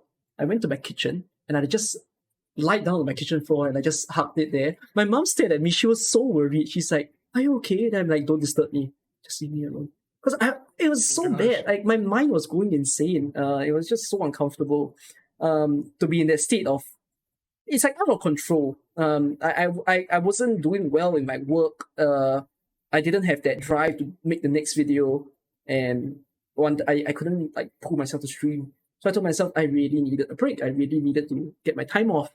I think it was during then also that I started to seek for editors for my videos, because I started to realize maybe the part that was getting too hard is that I'm spending too much time on everything, and I needed something to cut that time off for me so that I have more time for myself. Then I somehow recovered from that burnout, and then the next burnout came where it was Dawson's holiday. So what I did was I produced a lot of videos then, and I would say I let the comments affect me during then, where I was trying to make news videos out of the so many content that AK was launching. Because Dawson's was huge, right? There was free stuff, Yeah. there was mechanics, there was sudden like lottery stuff. Like there was many things to explain. So I realized my speaking style wouldn't fit to squeeze everything in one video. And I wanted to break it all up into multiple videos so that I can explain each portion of the update more clearly. This is like a way that I go. I do the same thing in Yearlight as well. But during then, I then, possibly for the first time, got very negative feedback where people were saying they didn't like it. They were saying that my videos were too long. My videos were very uncomfortable to watch. And at first I was telling myself, don't listen to these negative comments and everything. You do you, and all that sort of stuff. But after a while, it started to eat me up, and I'm like, damn, I also want to shorten my videos because I don't like that videos are long. In fact, this video will go beyond an hour long, but I think people wouldn't mind it. And I want to make short form content as well that people can easily watch and go out and say they enjoyed the past 8 minutes. But end up, I had to produce such a long thing where I overly comment it just so that I can get the point across clearly. My camera keeps fading off. Yeah, but because I was in such a struggle where I feel like I needed to change according to those comments, then the burnout happened again, where I just didn't know what in the world was I doing, what was the next way that I should be producing my videos and all. So I needed to take another break. I told my company, I'm sorry, I'm going to leave the company. It was worth it though, because I think my company is also another story. There were things that I didn't like. There were things that I liked and things that I didn't like. But all in all, it was just so much work. And I was a university student. That was like the biggest problem. Like a lot of people get amazed when they hear, oh, you have a job, you're in a company, you're in university and you're doing all this content creation. Like, how do you juggle? And my answer to them is just, I don't. I just burn. You burn really, really hot and just be in that constant pain. So afterwards that happened, I'm out. I forgot when was the third burnout, but even so, it should be more minor. So I feel all of these are like different phases. My memory is cutting short. What was the question? Oh, jeez. We were talking about how so we were like leading up to how like we were talking about impact and stuff. We were talking about how like we want to create more content than just like what we originally do, and then to make that switch on top of that, like with all the things going on with our life, it's hard to do anything. And so it's like, do we want to settle and just like do the same thing over and over again, or do we want to like put a huge amount of effort into something and then try to change your brand? And then you went on to like talking about that. Okay, so yeah, there's like a lot of like this pressure that comes in me to switch things up and all. And even so, I can't tell myself to like just stop there. I think at the end of the day, there's a lot of this work that we have to do where it's a fine balance. We have to pander to the audience, find a way to suit what they want to see, and yet at the same time to still make what we want. So while it's a lot of stress to get through, I kind of have to take it as this is the job that I've settled for. And I'm also trying to catch myself and see how to prevent all these burnouts from happening. Like it's just scary. I think this is like the side of content creation that people don't see. They don't know what goes beyond like the minds of the content creators or what's the amount of work that they put into the stuff. I recently got into, I can openly share this, I suppose. I recently got into an argument with a content creator. I think you might have seen the message where they were saying that they were doubting me for Oh, I actually haven't seen that one. It's okay. So it was a small content creator. I shall not mention his name just to protect his identity. But I made a near light guide, so it was for near light EX8, and then I openly stated that I spent 10 hours on the guide, and then this person came in and said that he couldn't believe it because he said my guide was an exact photocopy of a guide that he found on Bilibili. So I was so pissed off and frustrated because I was so confused what he couldn't believe, and he said he couldn't believe that I spent 10 hours for a strat that was exactly the same as something that was in Bilibili. And then I think, it's just so frustrating that the amount of work that I put just loses all its validation from that. Like, people can't seem to appreciate. I think it's just sad, people who don't know the background work. But as content creators, we cannot really ask for that sort of like recognition as well. We kind of have to just go with it and say, produce the best thing that we want. No one's going to know that, we spent 100 hours to produce this beautiful 10-minute video. At the end of the day, they just see, 10 minutes spent. Okay, I'm moving on to the next video. We live this sort of like cycle that we have to go for. But when answering the question of, am I going to diversify and all this kind of thing, certainly that's what I'm doing in AK right now. I'm trying to find new ways that will entertain the entire AK audience. Like, I do sometimes hear certain content creators saying that there's nothing in AK. And they say it's so hard to make the next video because maybe the updates are so slow. There's a rerun right now. What is the next video that can make? And the kind of thing that I will say to them is, no, there's always going to be things to make. If you want to choose whether it's a main career or a side career of being a content creator, you have the job or the role to play that you're supposed to make content out of thin air. Like, there's a comedian on America Got Talent. His name is Tapeface. So I don't know if you've seen his comedic performances, but what he does is that he doesn't speak. He puts a tape on his mouth. Oh no, I know you're talking about. Yeah, he has the mittens and stuff. Yes, but I see him as an interesting analogy that he's using literally everyday items that you don't give a shit about, and all of a sudden it becomes humor. It becomes comedy. Yeah. And it's the same thing. I think that's the whole role of a comedian and a content creator at the same time. That no matter if there's nothing going on, you are now playing this role of you need to keep thinking, what can you do to entertain your audience? Even if it means there's nothing there. Even nothing is something. So yeah, it's a very interesting role to play, but it's a very tough one as well. Just don't get yourself burnt out like I did.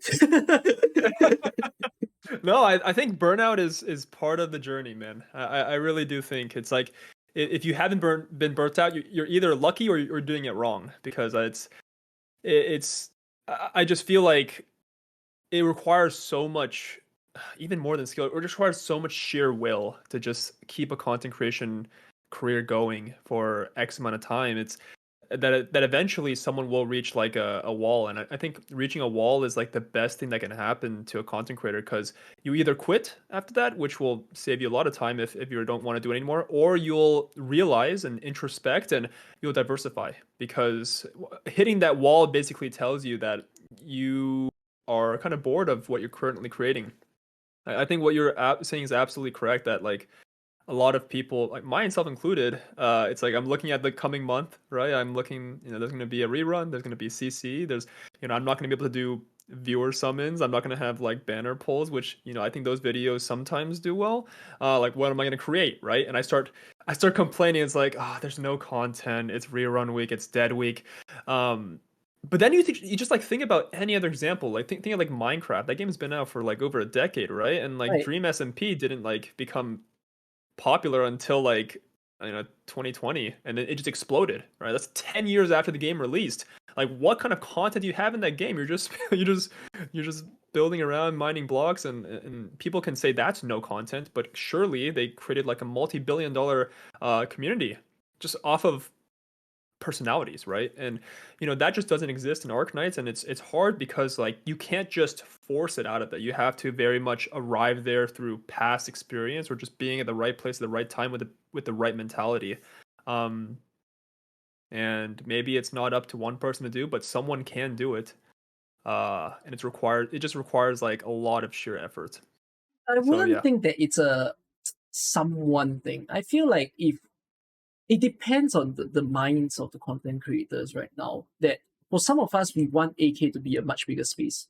But it's then really the goal of all the people collectively to try to push it forth. Because I suppose one person can only do so much. Even if there's like a big content creator in a certain space, like how some other games, maybe like say content collection, they have like one big YouTuber there, but he's not going to propel it all that far just because he's huge. I mean, we have Killstain that's huge as well, but he's also not exactly taking action to make this space even bigger because his focus is on something else. So if the entire content creation space can come together and think about, okay, how can we make this space more engaging? I think that's like the next step to go. I always think, when I look in Genshin and I look at their community, the content creators actually look very synchronized somehow. They're very connected together, they get to know each other, and sometimes they even play the same games and whatsoever. I think that's like the kind of thing that keeps them going. And that's also the kind of environment that I wish can then come from AK as well. It's also maybe one of the very reasons why I'm making this Arknights Hangout series, this being our first episode, to do something like this, to get to speak to content creators that I've never been able to before.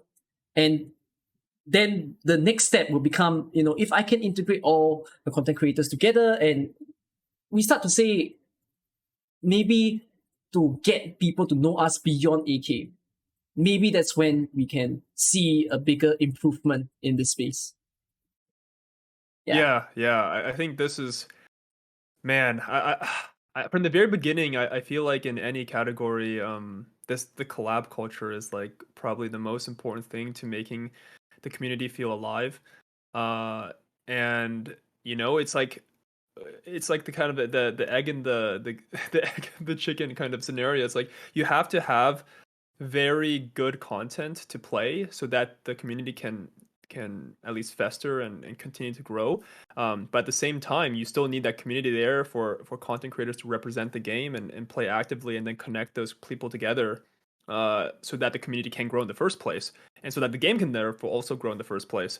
So it's a lot of these things have to work very well for our community. I feel like we are lucky because the game has arrived at a point that I think people can consider it very fun and very long lasting. And now, like, there's a lot of content creators as well out there now. I feel like compared now to a year ago, there's there's like 5 times more content creators than there ever have been. It's growing. It's crazy, yeah. It's growing. By the way, it's an honor to have you as the first episode. So even in the later up, my little guest lineup, I'm seeing so many unfamiliar names. I think this will keep the viewers excited. There's like so many more new faces in this space. Many more of them wanting to try this game. And it's good to see that there's still traffic. Yeah. Absolutely, yeah. I think it's very noble of you to do this because you have obviously like a bigger platform and you have more diverse content, right? I think, for example, it's much more difficult going back to the point. Like if you very much created just guides or just news, it's harder to very much publish something like this and reach a wider audience. And I think what you're doing here is it benefits the community much more than it benefits yourself. So it's something that is very helpful and necessary in a community like ours. Most certainly. Well, I think it's a bit of a closing question. How do you think is the state of the community now? Oh man, I wish I could summarize it in one word or one sentence. If you want to, but unless you meant that you can't. Yeah, I don't think I can. Unfortunately, I wish I could.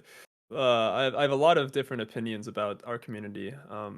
But just to spitball a few things, I guess going through my mind immediately when you ask something like that, I think that it's grown. Obviously, it's grown to something that has transcended the previous growth of this community, and that's something that I feel very proud of, just being a part of. I think that's a very rare experience. So I think for the community to be growing at this rate, it's good for everyone, both the content creators and the viewers, to be a part of something that's going to continuously grow. And with the announcement of something like Endfield, it's going to grow indefinitely, and there's a future for us. Whether it's the anime, whether it's IS2, I think that's something that a lot of people are looking forward to. And then I guess on the other side, I think our community is, for the most part, one of the more loving communities out there. Very, I would say, and that's very, very subjective. I think, maybe I am subjective because I am a content creator here. Maybe I'm looking at my community, and despite how noisy my community can be and how teasing, I still think a lot of them have my best interest in heart. I think a lot of them, no matter how much they shit on me, I think they very much do care about us content creators, not just me, but just the general content creation space, because they understand how important it is. I think that's super rare. I think there are a lot of communities out there that don't get that much love, and are filled with a lot of either immature people or people with very strong perspectives. And I think Arknights, at least Arknights EN, because I don't really know, I can't really speak much for the communities that I'm not aware of in China, but Arknights EN, Arknights Global, within the space that we operate in, has a very loving community, and I'm just very happy to be a part of that. And I'm glad that that's something like an additional factor that I do not have to worry about as I go about my content creation career. If I put forth my thoughts to the state of it, I will say the same thing, that it's grown. It's become even bigger and better. When you were referring to how numbers have grown compared to the past, when I first started streaming, in AK there weren't a lot of viewers, back then. I think, well, there were certain streamers who hit partner. So people like Peace Cow, like Tectone, Killstain, they all hit partner really fast. But then afterwards, there was a stagnation. It was just whatever creators that was there. So at a certain point, in order to reach partner, you had to reach like 75 viewers on the average. So I think it was last month. No, not last month. Last year, maybe in February, January, or March, around that period, that was when I suddenly hit partner. And I think it was a significant thing. Like a lot of the people in the community space were like, wow, we haven't seen one person like that in so long. And the number just kept going, Now, if I hop into Twitch, I suddenly can see people clocking in viewers that I don't have before. Even though, yes, I do have bigger numbers now, but there's people like Dr. Volke reaching in 300 viewers. Yourself, you can also hit those numbers. And even Zaratian and Rambi as well, when they stream, they can go up to the 200, 100. And it's like, when I first started in my first year, that number was nowhere. So I think it's interesting to see that the things are improving. New players are still tuning in. The environment is shaping up. But yet at the same time, I also feel that the environment could shape up in a way that is a little bit more aligned on everyone. So what I mean by that is that there's still a lot of dislodge between players. There are players who are very self-incentivized. They only care about their own well-being. They don't give a damn about the new players. So a lot of times when they advise these new players, they'll be like, yo, you can just do this and that because I already played this game. When they don't know that they're supposed to advise as if they were a player a year ago. And then there's also a lot of people who get very sensitive about certain ways that the game portrays itself, like whether it comes to the limited operators, when it comes to the gameplay, and the fact that you got to care about certain 6 stars and 5 stars and that sort of thing. Like, I think that's a bit of a goal that I have to try to make people understand that we're not like another game. We're not like other games where, oh, you need the highest rarity of things to truly enjoy your time here. There's way too many examples out there that shows you can perfectly play the game as just someone who just entered today. I think that's the amazing thing. A person who enters this game today still can enjoy the game perfectly. Whereas if you enter some other games, you might find yourself straying so far behind compared to the people who play 3 or 4 years. So it's a community that has matured, but we're not peak. We're not at that utmost level of what we could be. I think there's so much more that can be worked on. Yeah, both on the content creation space and also on just the viewership of all the players who are playing. So that's a exciting thing that I wish to see forth in AK. Yeah, I very much love that that perspective. Definitely a very, very true statement. Honestly, I think I very much fall prey to that thought process as well. I think that all my viewers are end game players. They played the game for a couple of months, but it's not true. Like you said, the community is constantly growing, and whether it's advice or just community building, I think both new players and old players need to be able to align in some sort of way. So 100% agree on what you just said. Right. And actually, we've had such a long conversation. I don't know if you keep watch of the clock. We've surpassed 2 hours. That's crazy. Remember we were like, yeah, let's make this a 30-minute conversation. We did. Oh, and then afterwards, it's way more than that. But even so, I think this is a nice little closing. Like, how do you feel about being able to just speak your mind out for a day about whatever that you're feeling? Man. Dude, Cookie, it's great. I think yeah, like you mentioned, this is our first time ever talking, especially in a one-on-one setting. And obviously, I've wanted to talk to you about especially stuff like this for a long time, because I think content creators have these kind of thoughts bottled up for many, many days, many months without being able to talk to someone else about it. And the last thing I want to do is just bottle it up forever. So this has been super, super nice, a great experience. And if anything, I'm definitely looking forward to kind of how you transform this series and, invite new kinds of people to provide different experiences, different perspectives that, our viewers would probably appreciate. Well, even for yourself, I hope to be able to, well, even if it's not to have you to stick around, whether you want to switch to another game or not, but that you yourself, you can become even bigger than what you already are. Like, you definitely have the capacity to. The fact that your growth is real fast, the ability to surpass the speeds of even my own self when it comes to YouTube growth or Twitch growth. I think that goes to say that there's potential. Even if this remains as something that is a side hobby for you, then let's make it a big side hobby. How about that? Like, just it doesn't need to be a main thing. But imagine if this like little coffee project of yours becomes like something huge that helps you in your own living as well. So it's gonna be a fun time just to see how you transform also. And at the same time, even though this is like the one instance that I get to collect with you, but I also hope for many more to come. Dude, absolutely. Thank you so much for those kind words. No, I agree. It'd be great to do some big things in the future together. Yes. Don't worry. Even though this hangout is like for even the people who's watching, this hangout project is very much like me just chatting with people that I never got to. There's a lot of names that I'm so unfamiliar with. I never got to call these people before. But as soon as all of these are done, I really feel like the next step for me is, okay, I get to know all these people. Now, how do I bring all of us together? How do I make us do the same thing all into one? In the past, before you even started streaming, there was a thing where for us AK content creators, instead of playing AK, for like a week, we played Among Us. Oh wait, when? When was that? That was before you even stream. And I was like, really? it was just a bunch of us. Like, it was AK viewers and AK streamers.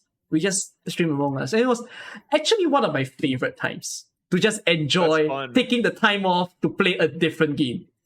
Can you imagine if you can bring that whole feeling again? And let's take our mind off AK. Why not let's play one of your favorite games? We go venture into the Lost Ark together. Oh yeah. No, I definitely like that goal. I think it keeps the content creators around more, and it makes it a lot more tighter, right? There's no reason for us to be on different wavelengths and doing our own thing. So right. I very much respect that goal as well. Do you have any closing things that you wish to say to the people who's watching today? Ooh, man. Yeah, I mean, thank you so much to the viewers, guys. Whether you're just watching this video or really just any of both of our videos, or just supporting the entire Twitch community that we're streaming on. I think it requires a lot of effort from our side, but at the same time, it's very much thanks to all of the viewers, all of you for sticking around and supporting the game and supporting the content creation community. So, thank you, and thank you, Cookie, for hosting this series. Yes, we definitely wish you all the best. Please keep supporting Vifer in his own endeavors as well. And if not, then I will put the video to a close. I don't have a slate. See, it's so unprofessional, low budget. Someday I wish the budget goes up. Yeah, but okay, I shall put a stop on the recording.